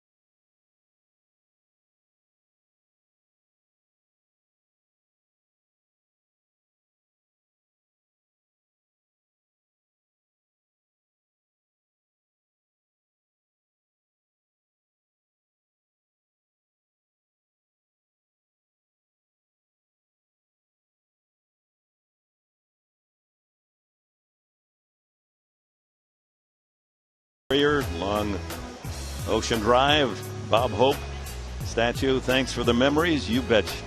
What a great American, Bob Hope. Padres baseball brought to you by Subway. Come in today for Subway's Orchard Chicken Salad Sandwich. You know what it has. It's got the tender chicken and a little flavor of apples and cranberries. Tremendous taste and only 8 grams of fat. Get it before it's gone. Subway, eat fresh. I tell you what. You know, you mentioned Bob Hope. What just a great entertainer. I'm 48 years old, but I appreciated watching the old talent shows and watching him Oh, just what a great entertainer. Going back to radio in my day, Yeah. Bob Hope Show. All the road shows with he and Bing Crosby. Oh, my. Stoffer, did he hit him? Yep. Oh, he hits the leadoff hitter, Hairston. You know, Jerry kind of leans into home plate. He got plenty of those as a Padre. Yeah, he'll take one for the team. That's exactly what he just did. Yeah.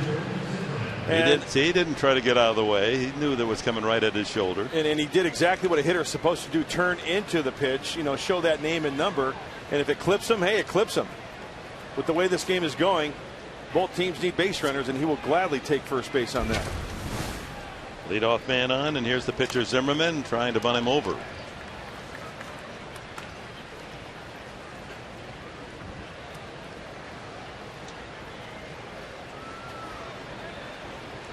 Zimmerman, a long look for the signs to see if they might take it off. He's not a bad hitter.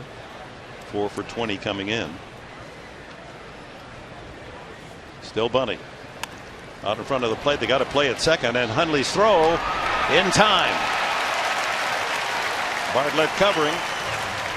Good job by Hundley. He had made up his mind, if that bunt isn't too far from home plate, I'm going to gun it to second. And it took all he had to beat the slide of Hairston. He made the commitment. It's a force play, so fire a strike to second base. Positions himself well, like a cat coming up. Watch Nick. Watch the footwork. Square himself up. Flip throw from the ear. Nicely done. Like a puma. Not an ocelot. Oh, I like that. Ocelot. You like a lot of ocelot. O-C-E-L-O-T, correct? That is absolutely right. Just like Puma. P-O-O-M-A. One out to Cora. I look forward to coming to the ballpark because I had so much fun with you. Thank you. Hey, it's a good time. Hey, the feeling's mutual, my friend. Yeah, it's a good time. I'm going to think about you and Mark Neely and all the fun you're going to have in the next couple of weeks. And I wish you a long, long winning streak. Thank you. One strike pitch is fouled away. Cora, base hit last time, remember, with Zimmerman at first base, as he is now. They worked the perfect hit and run through the left side. I'm going to look for something Ted Williams for you, but can you bring me back some strawberries and cream from Wimbledon, maybe? I can't. They probably bring all those strawberries in from North County anyway. They're closer than you think, right? I'll get you one of those. 0-2 in the dirt. Not big on baseball over there in Jolly Old, but they do love the cricket, and the more I watch it, the more I enjoy it. Oh, it's a great game. Maybe I'll get you one of, you'd look at one of those little cricket hats, the little bill on it. Little stripes around the side. I like the attire they wear. They wear the nice khakis with the V-neck sweaters. Ripped over the head of Rizzo into right field, and Cora is on his way, as is Zimmerman, around second to third, digging it out his hop, and Zimmerman will hold at third on a ringing double off the bat of the number 9 hitter, Alex Cora. That ball was smashed. So second and third, and Stoffer in trouble again with one out here in the 7th inning. Well, here's what Alex Cora is the type of guy who's got a slider speed bat, and look at this pitch. That's a slider down and in. It's up, I should say, up about thigh high. So that spells danger. So it speeds up his bat, and Brad Hopp gets a good carom here as we watch. Bang, gets it in quickly to hold those net runners at second and third. So the leadoff hitter Hairston hit by a pitch. That's the runner at third now, carried now by Zimmerman. And the leadoff man Worth comes up. Do you walk him? Well, that's I think one of the things they're talking about. Jason Bartlett's there to get some signs right. You've got Espinosa on deck. I mean, so many things could happen here with the way things are going. You think Jim Riggleman would squeeze here with Worth? I highly doubt it. I mean, he's a guy who can put the ball out of the ballpark with one swing. Infield's going to play halfway. Stoffer's getting up there in pitch count. He's got to be careful he doesn't hang one here. Did he go? Yes, he did. Curveball again. He's just unable to lay off that. Remember the last time up there, he struck out on a ball that was way out of the zone that bounced up. It was even a worse pitch than that one. Boy, bad hack from Jason Worth. That tells me he's just guessing. Ball out of the hand. And you know, Jason's a good enough hitter to where he should realize first base open. He might not get anything right out of the get-go. Struck out twice today against Stauffer. That's been a strike most of the day. Still 92 on the fastball for Stauffer. 104 pitches. Second and third, one out. Line drive right to Bartlett. Is that unbelievable? Another hard out, line drive outs by these Nationals. That is a big league. Hang with them. Tim Bartlett Stauffer playing in tight too. Exactly, and Tim Stauffer getting the pitch count up there, right? And he has elevated a few pitches. That's a hanging breaking ball. And unlucky for Jason Worth, but very lucky for Tim Stauffer and the Padres. Another atom ball. Here's Espinoza. Walked. Hard ground ball out. A short one hopper line drive to Bartlett in the third. He walked the last time. Lance Nix, another left-handed hitter on deck. Strike one. Starts him with a slider.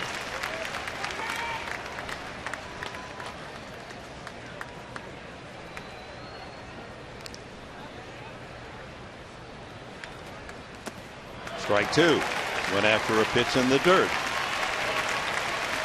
The curveball. So a strike away from digging himself out of another jam. Second and third.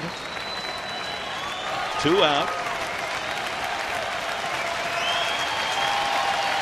Crowd trying to help Stauffer get that last strike on Espinoza. Went inside and he fouled it away. Tried to jam him with a fastball. Nick Hundley out to have a chat. Okay, let's just double check here. What do you want to throw him? Let's see if maybe he puts down a sign or not. A reminder coming up, the San Diego Hyundai dealer 7th inning stretch. Get more MPG, more value, double the warranty. Shop online at SanDiegoHyundaiDealers.com. Espinoza with 2 men in scoring position, 2 outs and 2 strikes the count.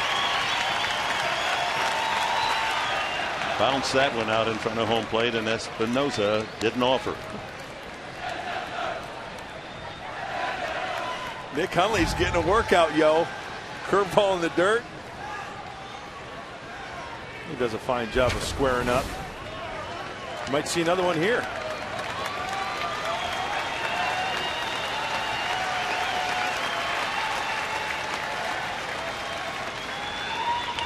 And they're going to meet again. Oh, this has been unusual. It's about 5 meetings between catcher and pitcher in the course of the game. You know, I think Nick, when he was in the crouch last night, he was giving hand signs. He kind of, you know, went to forearm, knee, thigh. See if we can look in. Yeah, he went to his mask and then went to his knee. It looked like we're kind of blocked. In the dirt again. 2-2.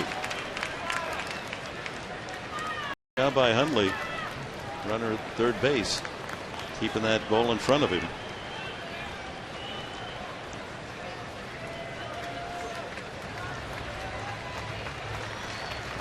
Two balls, 2 strikes. 2 on, 2 out. Struck him out. Back with a 92-mile-an-hour fastball fouled into the glove of Hundley. And the Nationals denied again. They have flirted ever so close to scoring all kinds of opportunities, but Stauffer with the right stuff at the right time.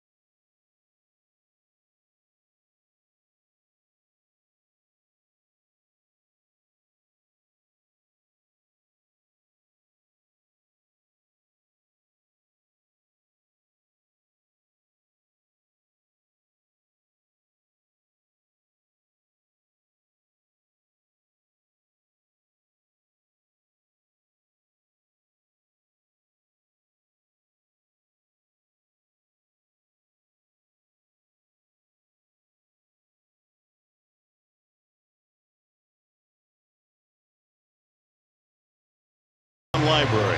Good news there. And our Skycam shot brought to you by Mossy Ford, Mossy Toyota. Visit us in Pacific Beach or online at mossy.com. God bless America and take me out to the ball game, and fans in full voice here at Petco Park, young and old.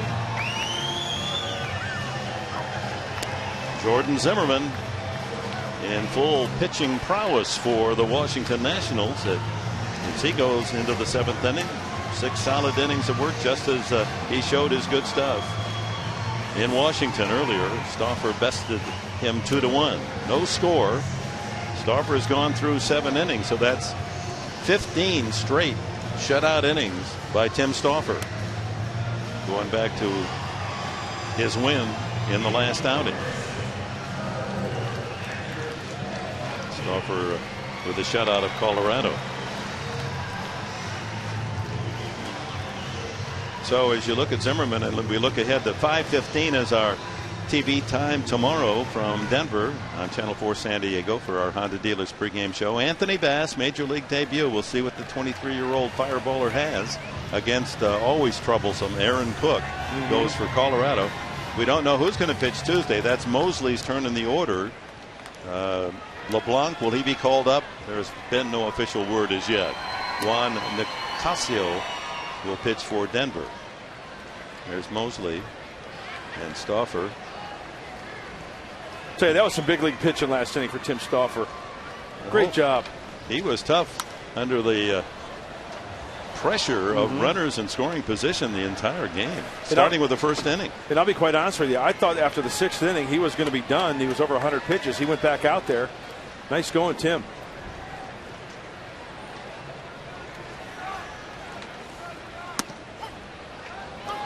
Oh, that strike zone is as wide as we've seen it all season long. Hundley is the 10th man to strike out against Zimmerman today. Looked like a little slider, a little cut fastball or something, but man, getting that call again. Will Venable, a line single and a strikeout. Zimmerman now has retired 9 straight. Black always teaching the dean of the faculty. His work never done.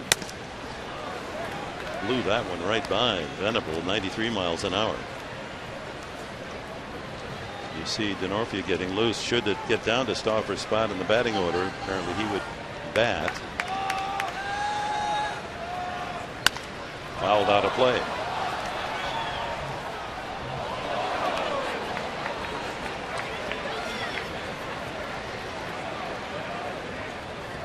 Venable remarkably without a home run this year.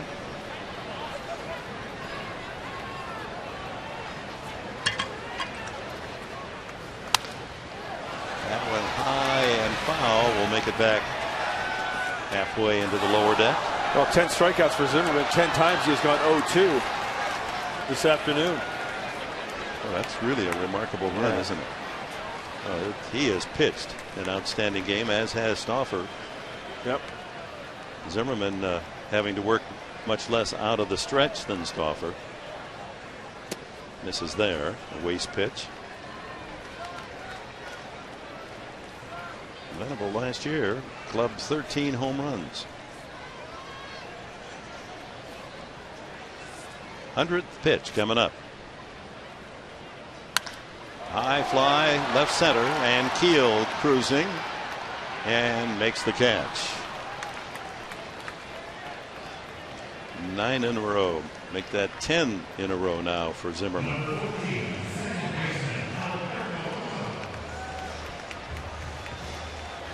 Last base runner was Nick Hundley, hit by a pitch with 1 out, and Ludwig at first base back in the 4th inning.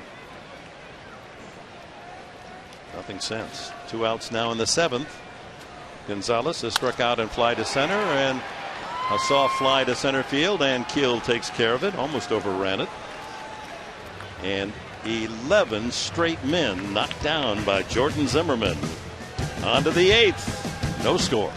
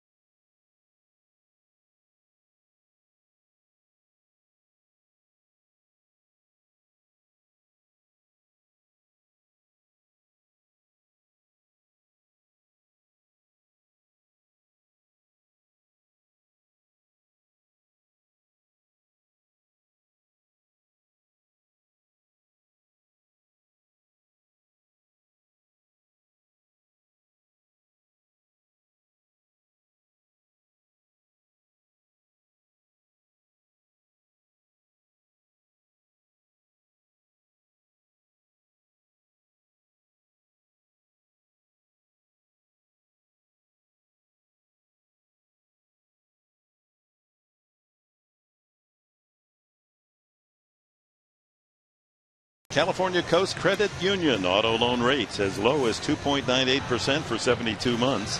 Call them at 877-495-1600. Mike Adams comes in to pitch for the Padres here in the 8th inning. So Tim Stauffer's day through 7 terrific innings, and his work with runners in scoring position outstanding. 5 hits, walked 3, hit 2, and struck out 5. Will not be the pitcher to get a decision today, but he's kept Washington off the board. Adams inherits this scoreless tie in the 8th. Nix, Morse, and Ramos to bat. Nix has been on base 2 times with a single and a walk. Breaking ball for a strike. Starts him with a curve. You know, there are hitters in the opposition when they face the Padres. They think, the 9th inning, the Padres have the lead. We've got to face Heath Bell. But believe me, when Mike Adams comes in now, hitters are thinking the same thing. I've got to face this guy. The numbers are just unbelievable for Mike Adams. That's one lined down into the right field corner, however, and that ball's off the 322 sign, and Nix has himself a leadoff double. Well, every game that he's played, he's hit the ball hard. Single and a double, both on the line, and then the only time they got him out was on a good play by Gonzalez at second base. Looked like a breaking ball. It was like a little cutter, a little slider down and in. Boy, big swing from Nix. He's the guy that doesn't get cheated. And it's right off the head of the driver. Good thing you didn't get that trampoline effect off that driver head. You know, you get that when you're playing golf. Off the toe of that club there, kind of deadened it a little bit for Brad Hopp. So here's Morris, the cleanup man, hit by a pitch, grounded out, and an infield hit off Stauffer's foot the last time. Starts him with a slider and a strike. And like Tim Stauffer last half inning, Mike Adams is going to have to do some big league pitching right here with that runner in scoring position.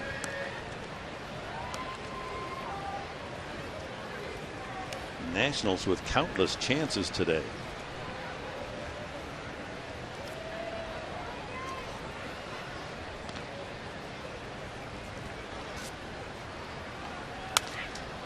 Out of play. Washington 0 for 8 with runners in scoring position. Just to finish up on Tim Stauffer, his outing today 7 innings, and then the last time 8 innings of shutout ball, 15 straight scoreless frames.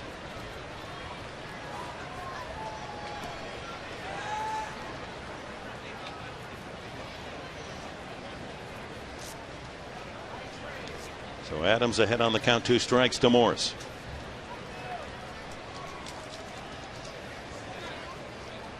See what Mike Adams is doing there? Very, very important. What did they do against Clayton Richard the other day? Remember stealing third base? Well, you have to double your look, triple your look, maybe even a fake spin move like Mike just did. Got to keep that runner close. Reaches out and flies one fairly deep to right. May advance the runner. Hop with a catch, and Nix tags, and he will make it to third. So Morse gets the job done. Moves his teammate to third with 1 out. Wilson Ramos, rough day for the catcher. 3 at bats, 5 outs. Hit into 2 double plays and struck out. Hey, you never know here. You might have to be aware of the squeeze. I mean, with the way this game is going. A little meeting on the mound.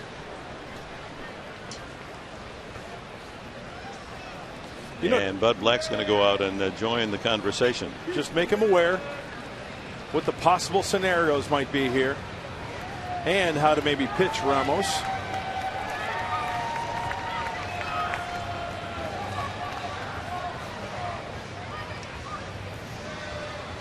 Buddy, not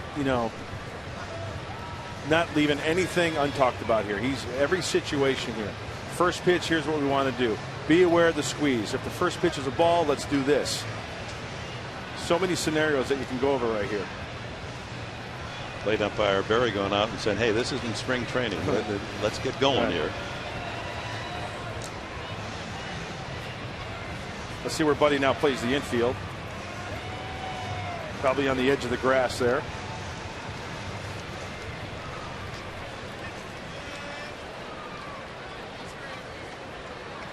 So Wilson Ramos, fortunately for the Padres with those 2 double plays and a strikeout, he's left 5 men on base. Bases loaded for 1 double play and 2 on the other time. 1 out, man at third. Infield draws in. They're looking for a possible squeeze. A ground ball to second. Here comes the runner, and the play. He's out. Easily out. That was a contact move by Nix, and Gonzalez playing shallow, right off the grass, fired a strike for the out. A continuing rough afternoon for Wilson Ramos. Everybody looking good on that play, huh? After the visit, first pitch slider off the end of the bat, weakens the grounder. Perfectly executed. Watch Nick Hundley. That's my plate. You're not going to get there. No Olay tag by Hundley. If you want to knock me down, come at me. So Ankiel up, a double in 3 at bats, and a hard ground ball out to Rizzo the last time. Remember, he smoked one on a short hop to the young first baseman, who was able to glove it and take it to the bag himself.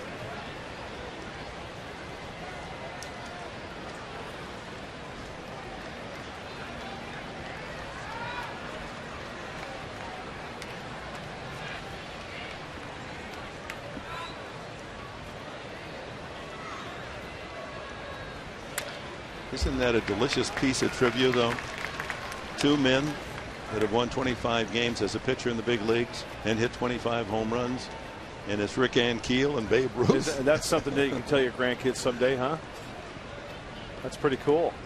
Terrific stuff as a pitcher with the Cardinals. Just couldn't find home plate and wouldn't give up. Went down to the minor leagues. He was always a pretty good hitter. He said, I'll just work on my hitting skills. 1-1. There's that wicked slider.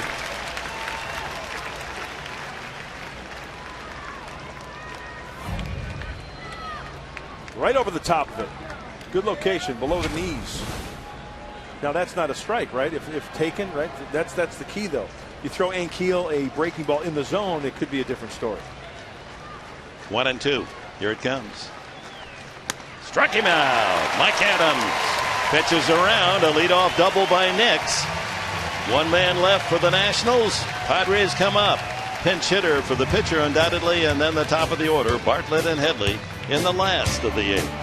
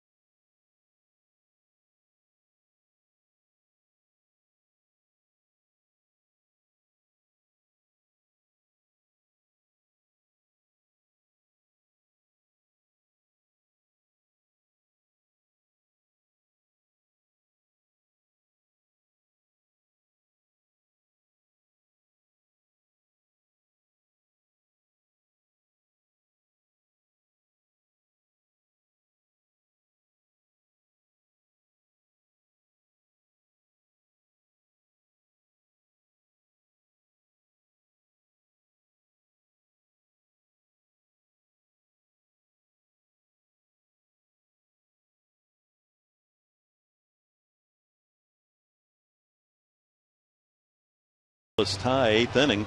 Our leaderboard brought to you by Los Primos, home of the Monster Burrito. Get your $5 meal deal. Limited time only.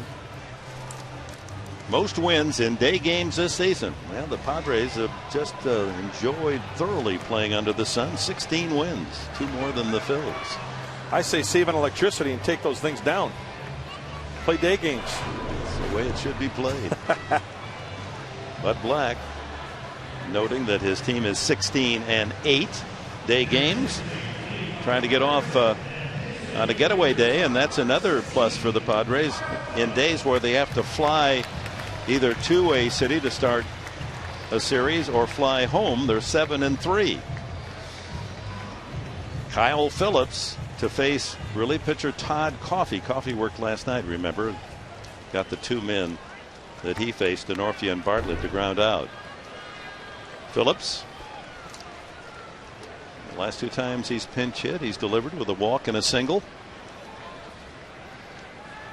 Ball 1.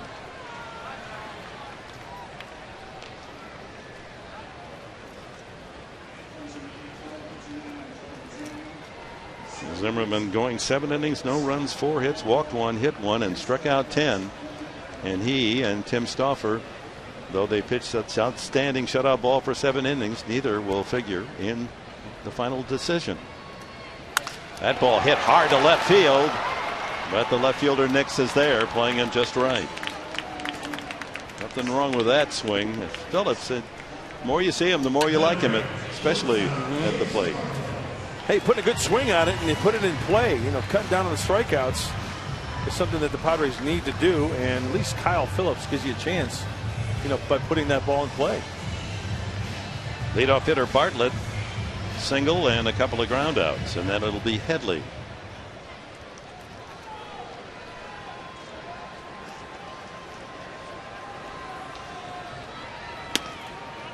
That one misses.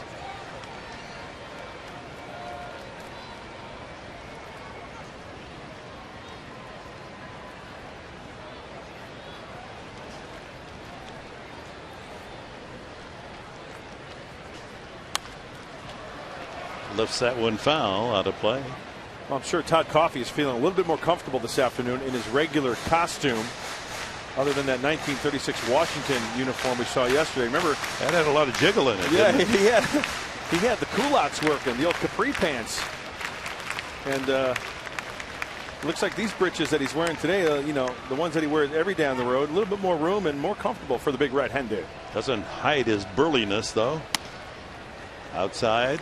2-1.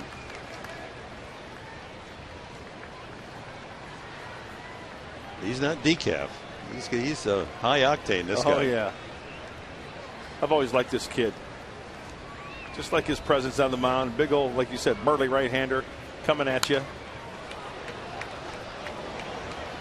2 balls, 2 strikes.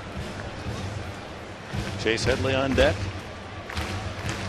Padres with 4 hits, all singles. Washington with 6 hits. That includes a couple of doubles. Make it 3 doubles in their 6 hits.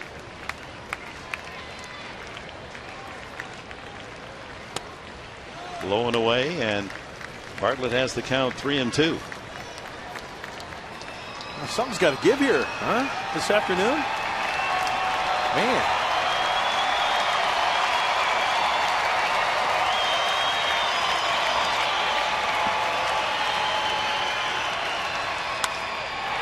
Hit well to right, but Worth playing perfectly. So both balls by Phillips and Bartlett hit right on the sweet spot, but to an outfielder, and the Nationals won't give you any sympathy for that, because that's what's been happening to them the entire series. Headley did drive one the last time up to the warning path, and Keel caught it about 390 feet from home plate. Dodgers leading Colorado 10-7 in the 8th inning. That Rockies bullpen has really been worked over by the Dodgers, so that might be a plus going up to Denver tonight and playing the 3-game series. Dodgers scoring runs in bunches and getting the starters out very quickly in that series. As we said earlier, Arizona won again, 5-1 at Florida. Cincinnati, San Francisco, that's a national game starting at 5 o'clock. 1-1 to Headley. 93 on the radar on that pitch from Coffey.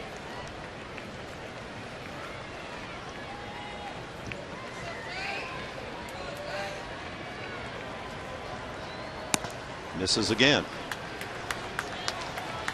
Coffey's fastball.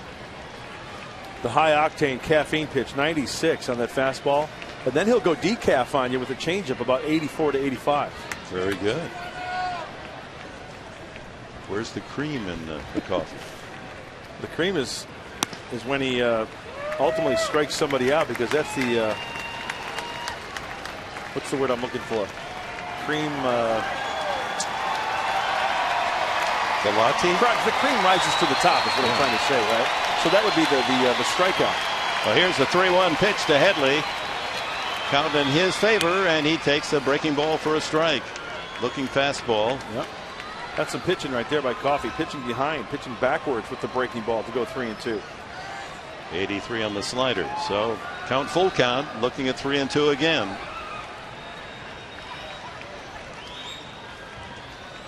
Strike 3 call. Fastball right down the middle. So Headley strikes out for the second time today, and that's the 11th Padre to go down on strikes. Coffey, a perfect 8th inning. Still no score.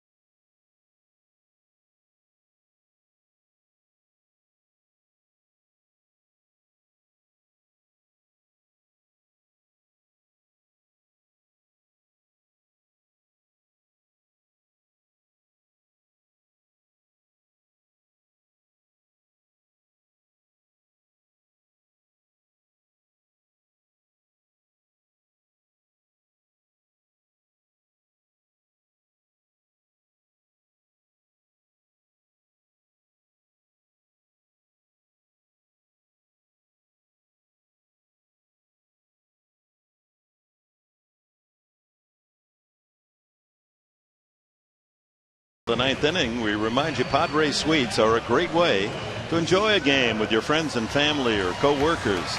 Suites, they customize it to fit your special group needs. And here's what you get: multiple seating options. There are different suites in different parts of the yard. You get the food and the beverage packages, and there's much more. Visit Padres.com/suites for all the details. Look ahead at the Padres schedule and find a game where you and your friends or your working group or fraternity can come out and enjoy a game. Your library club. Atlanta comes in for 3 and Kansas City for 3 when the Padres return home at the end of the month. Looking ahead, San Francisco in the middle of July will be here for a big 4-game series. Come join us at Petco. Heath Bell, 2-2 with 17 saves. Batting average against under 200. He'll face the lower third. Hairston, the pitcher spot, and Cora. Kristen Orfia replaces Hop and Wright. First pitch swinging. Hairston. Rizzo called off by Gonzalez, who makes the catch. Good play. Rizzo didn't give ground until the last moment. You know, I think we've got field mics down there, but I heard somebody say, "I got it." And it might have been Gonzalez as he's going over, because look, Anthony's going straight.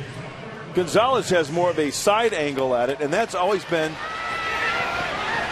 You heard somebody yell there, right? They're either saying, I got it, or, hey, bartender, another barkeep here. I need a brewski. That's a big out right there. Matt Stairs comes in to pinch hit for the pitcher Coffey and takes inside and low ball one. When you go back to last year, Stairs was on one side of the locker room, Bell was on the other, and they monitor. They were the kings in that locker room. Yes, they were. They were in charge. They both have great respect for one another. Personalities a lot alike. 2-0.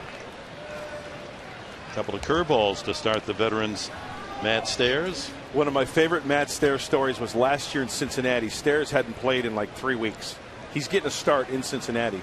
When the PA announcer was giving the lineups for both teams, he goes, ladies and gentlemen, starting lineups for the San Diego Padres. When Matt's name was announced, he ran out to the third baseline like he was being introduced and tipped his cap to the crowd. He's been everywhere, and he's dangerous power if you get one in his hitting zone. He struggled, however, off the bench, although he works the count to 3-0.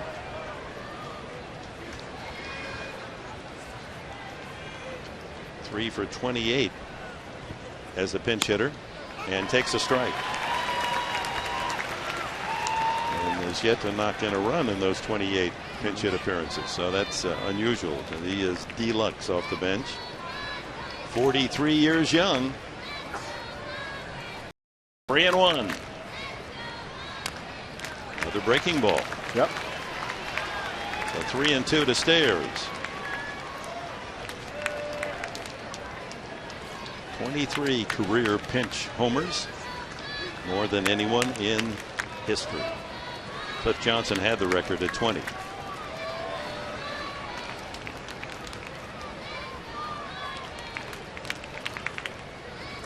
Payoff pitch.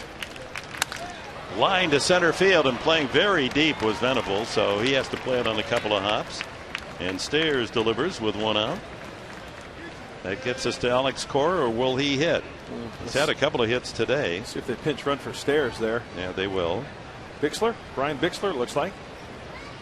Bixler, who started last night's game in left field.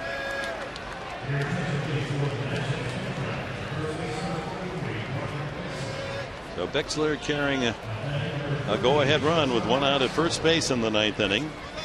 Cora has been troublesome sort today after grounding out to second in the second. Perfect hit and run single to left field in the fifth, and then he doubled sharply into the right field corner his last time up. Entered the game at 227. Raised it up to 240 in just a 2-for-3 afternoon. Now remember, what was the pitch that Cora doubled into the right field corner? It was a breaking ball, a little slider for a strike back in the seventh inning. Different type of pitcher out there now in Heath Bell, but I'm sure Heath knows that. Keep the fastball away. Bounce the breaking ball. See, way up in the handle, a punch hitter. Bixler not going. A pitch out called by Hundley. Or by the bench. That's when the man on, they look in there to say, do you want me to pitch out?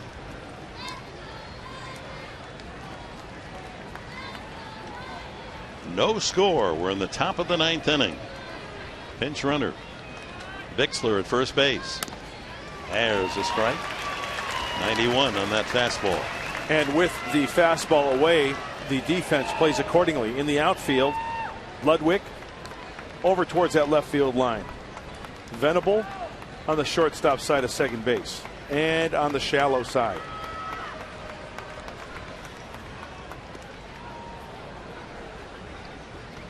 It's a running outfit, this Riggleman team. And you best pay attention to anyone on first base, or any base for that matter.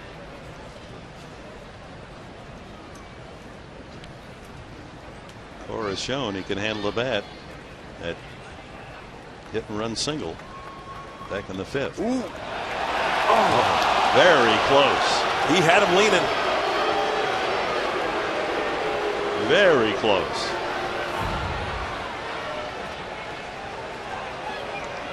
Now he tagged him up high. Had he gotten it down on his hand.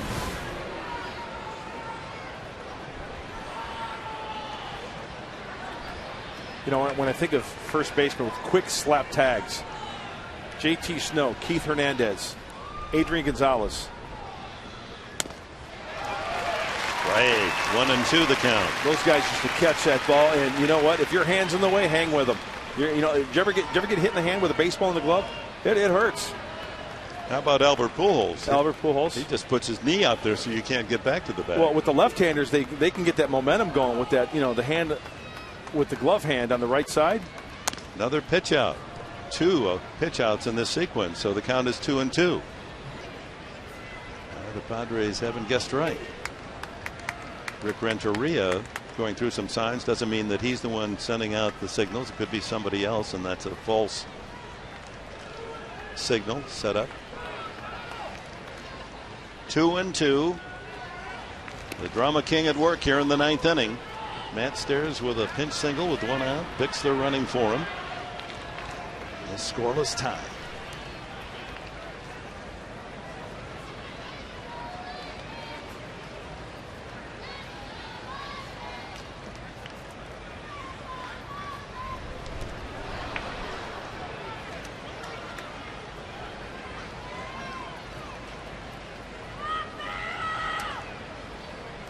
$20,185 on this Sunday at Petco.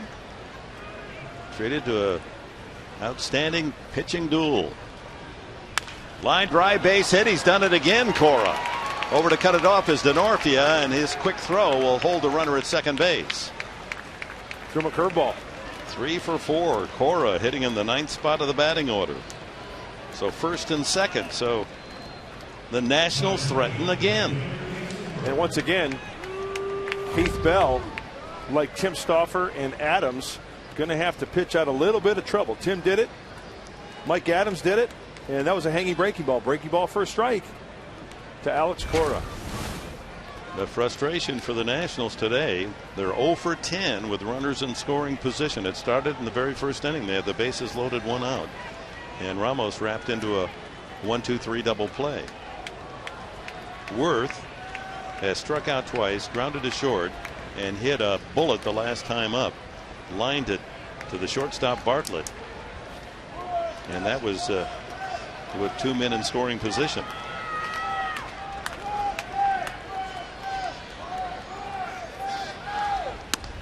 Ball 1. Well, the Padres have turned 2 double plays today. I was thinking right up that same alley there, Professor. Jason Worth has grounded into 5 double plays this year. Well, we saw him try to run out an infield play earlier. Remember how fast he got down there? So he's tough to double up. 2-0. With Danny Espinosa on deck.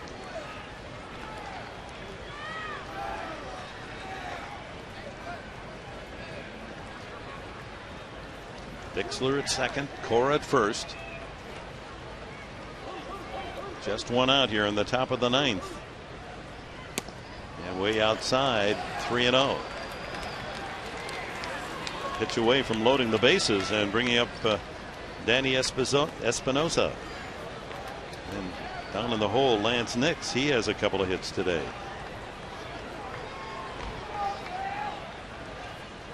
Green light, 3-0 sometimes. Yep. Now Riggleman, he'll run aggressively and he'll let his hitters now and then give him a chance. 3-0. This is a good pitch to get extended on. It's a fastball. Outer third of the plate, not on the corner, catching a lot of plate according to Carl's Jr. pitch tracks. And catching the mask of Hundley again. That's the 3rd time he's rattled the cage in this game today. 3-1.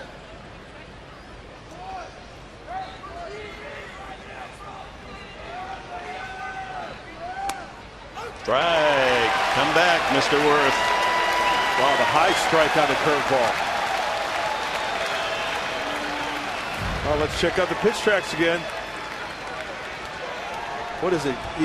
Did it get the corner? You need a microscope to see whether or not that just did take a little piece of the corner. Just on the outside corner. Scott Berry makes the call. 3-2 now to Worth. Fouled out of play. That's a protective swing.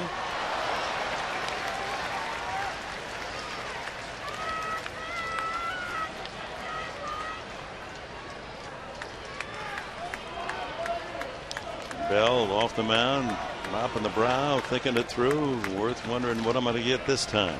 3 balls, 2 strikes. After falling behind 3-0, Bell with 3 strikes on the last 3 pitches. Runners lead away, first and second with 1 out. Here's the payoff pitch again. That one does miss outside, ball 4.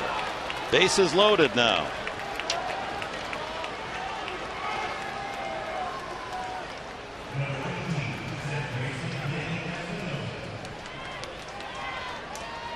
The Nationals have had runners in scoring position in the first inning, the second inning, the 5th inning, the 6th inning, the 7th inning, the 8th inning, and now the bases loaded in the 9th inning. Currently 0 for 12 with runners in scoring position. But an out will get the job done now with the bases loaded, only 1 away. Espinosa 0 for 3 with a walk. Starts him with a fastball. Well, it seems like these Padres pitchers this afternoon, we're talking about Stauffer, Adams, Bell. Well, Bell now is still in the middle of a jam, but if their backs have been up against the wall, they have made some good pitches to get out of those jams. Hopefully Heath Bell can follow suit here. Infield back up the middle looking for 2. Take a chance on giving up the run to get a double play. At the corners, Headley and Rizzo, their plays to come to the plate. They're just bag high. Bixler at third, Cora at second, Worth at first with 1 out. And the 1-1 pitch. That curveball bends too far inside.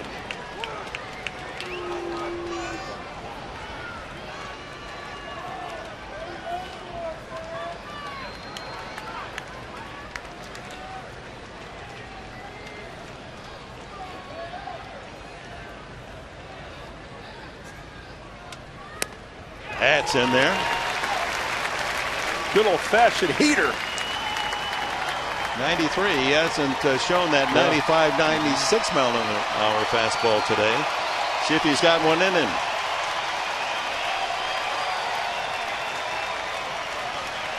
Two balls, 2 strikes. Bases loaded with 1 out here in the 9th. No score. And he misses low, 3-2. And now the pressure really falls on the veteran Bell. Got to throw a strike, or the Nationals get a run. He's gutsy out there. He might even throw him a curveball. 3-2.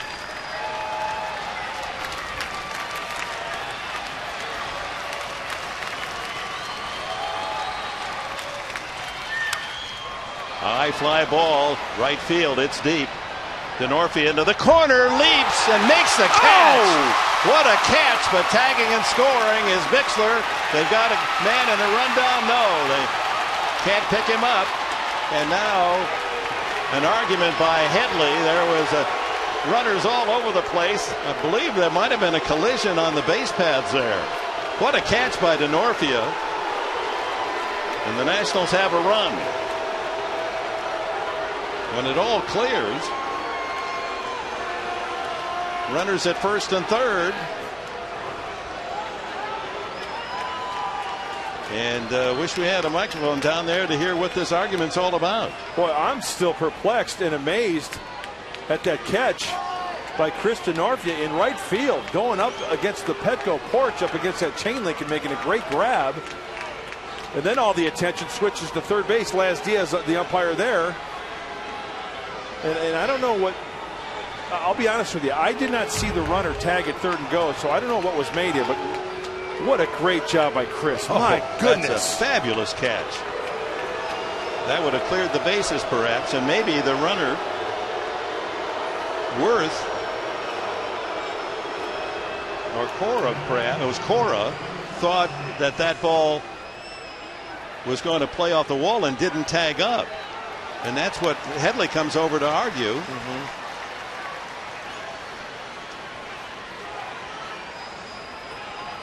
You know, time was still in. Did you see Jason Bartlett taking the ball from Chase?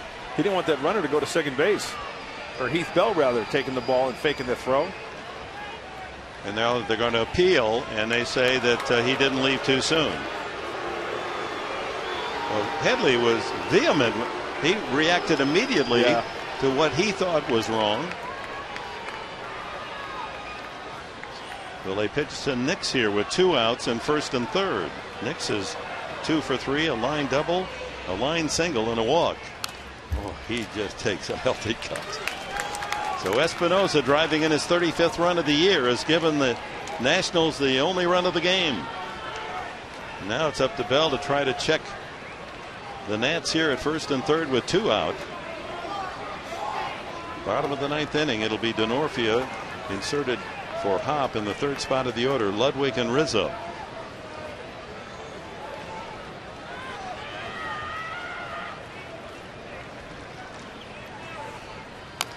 Chopped at the plate. 2 strikes the count. Now that walk that loaded the bases set up the sacrifice fly. In the inning, a pinch single by Stairs, line single Cora, then the walk to Worth. 1 out, bases full, and Espinosa delivers a long sacrifice fly. Almost drilled it into the porch for a grand master.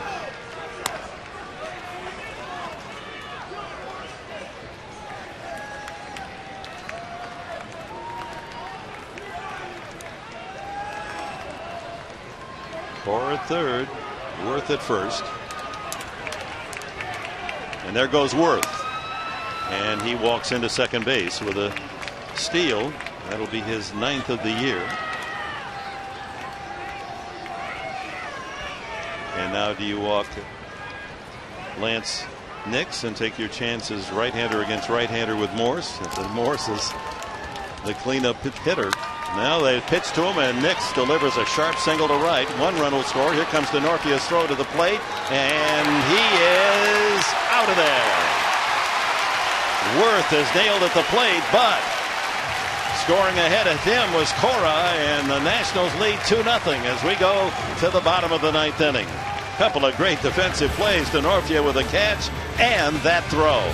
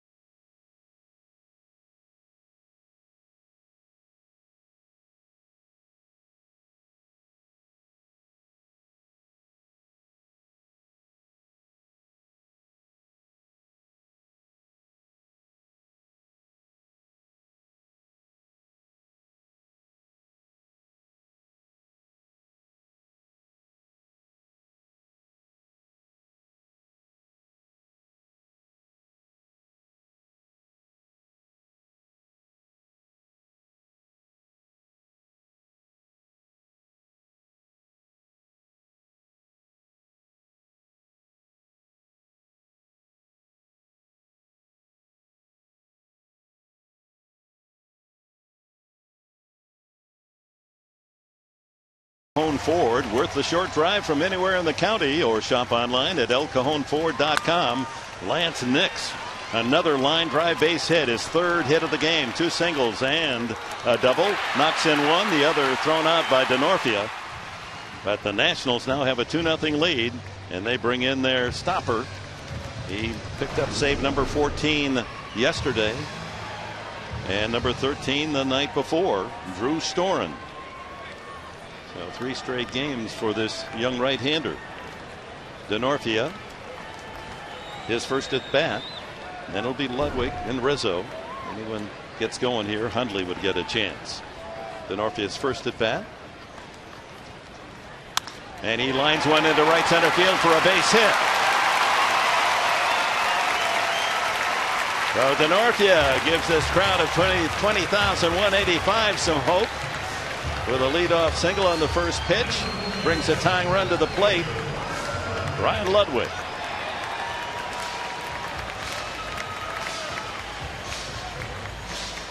Storen working the ninth inning yesterday in the 2-1 win, allowed one base runner, a 2-out walk to Phillips. In the ninth inning of the game on Friday night, he gave up a walk and a single by Kyle Phillips. But a double play in between by Cantu snuffed out a possible rally. Ludwig takes a strike. Ludwig a single, 3 at bats, a long out to center. How about kissing the other side of that foul pole where it's painted yellow, unlike the other time when it was hitting on the rust color side of that foul pole. Chop toward third, could be a tough play. Fielded barehanded by Hairston, and he gets his man. That's a big league play there, folks. Jerry Hairston had to charge it, couldn't wait to see if it was going to go foul. Can't afford to let that one go foul. Jerry Hairston commits to this one, knowing that if he lets it go and it stays fair, the Padres have the winning run coming to the plate. Nice stretch by the big boy over there, Michael Morse, as well. But that's a nice barehanded grab by the former Padre. Brings up Rizzo. He's walked, grounded into a fielder's choice, and struck out. All 3 at bats against starter Jordan Zimmerman.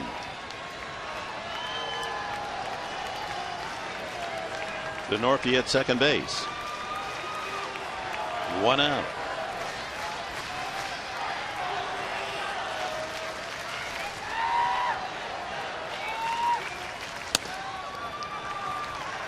Pops a mid at 96 miles an hour.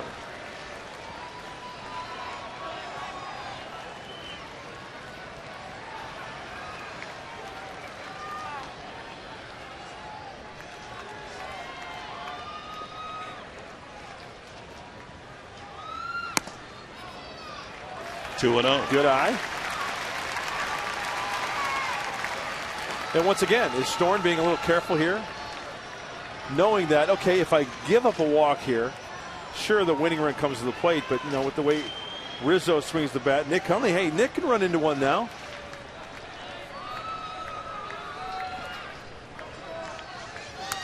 Ooh.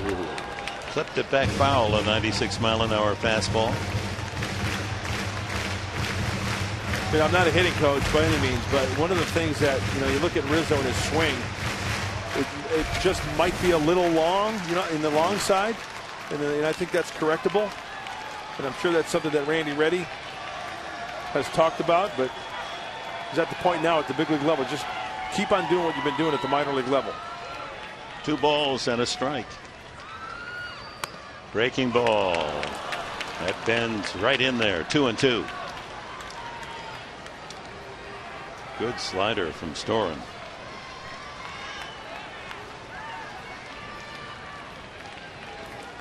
Family watch with hope in their heart.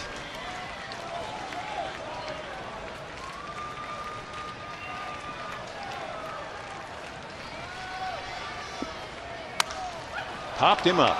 Boy, that's way up in the gray, way up there. Finally comes down into the glove of shortstop Cora. 2 away. Well, this Storen at 23 has got to be the youngest closer in the National League, maybe in the majors. He's got a good arm. Pounds the strike zone with good breaking stuff, good fastball at 96. He's been clocked as high as 97. Well, the Padres against this Washington staff, they've gone 29 innings, scoring only 2 runs. And they're 1 out away from that being 30 innings and only 2 runs. But Hundley, nevertheless, still a chance. One swing could tie it up. Ball 1. If he keeps it going, Will Venable on deck.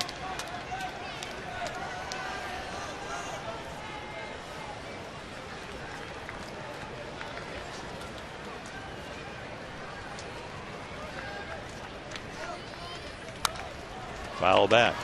1-1.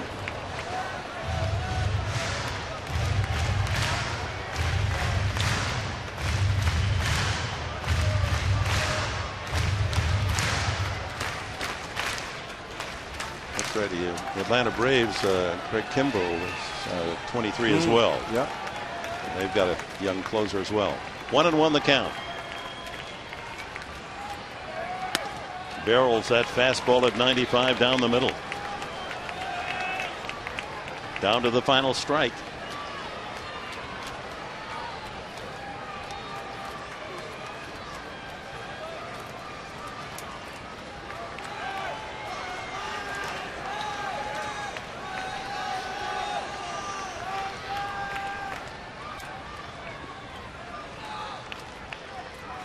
Ground ball right back to Storen.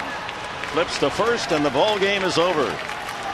The Nationals win it 2-0, and the Padres have been shut out a major league leading 11th time this year. 2-1, 2-1, 1-0. The Nationals out pitching the Padres, who just can't seem to come up with that hit at the right time. But full credit to Jim Riggleman's staff. We saw 3 outstanding young men on the mound. And Jason Marquis, more of a veteran, John Lennon, and now Jordan Zimmerman. Padres finished this homestand 5-6, and these Nationals have done something the franchise hasn't accomplished in 16 years. They've beaten San Diego 3 in a row. We'll be back. Final totals coming up. The Nationals take the series 3 out of 4.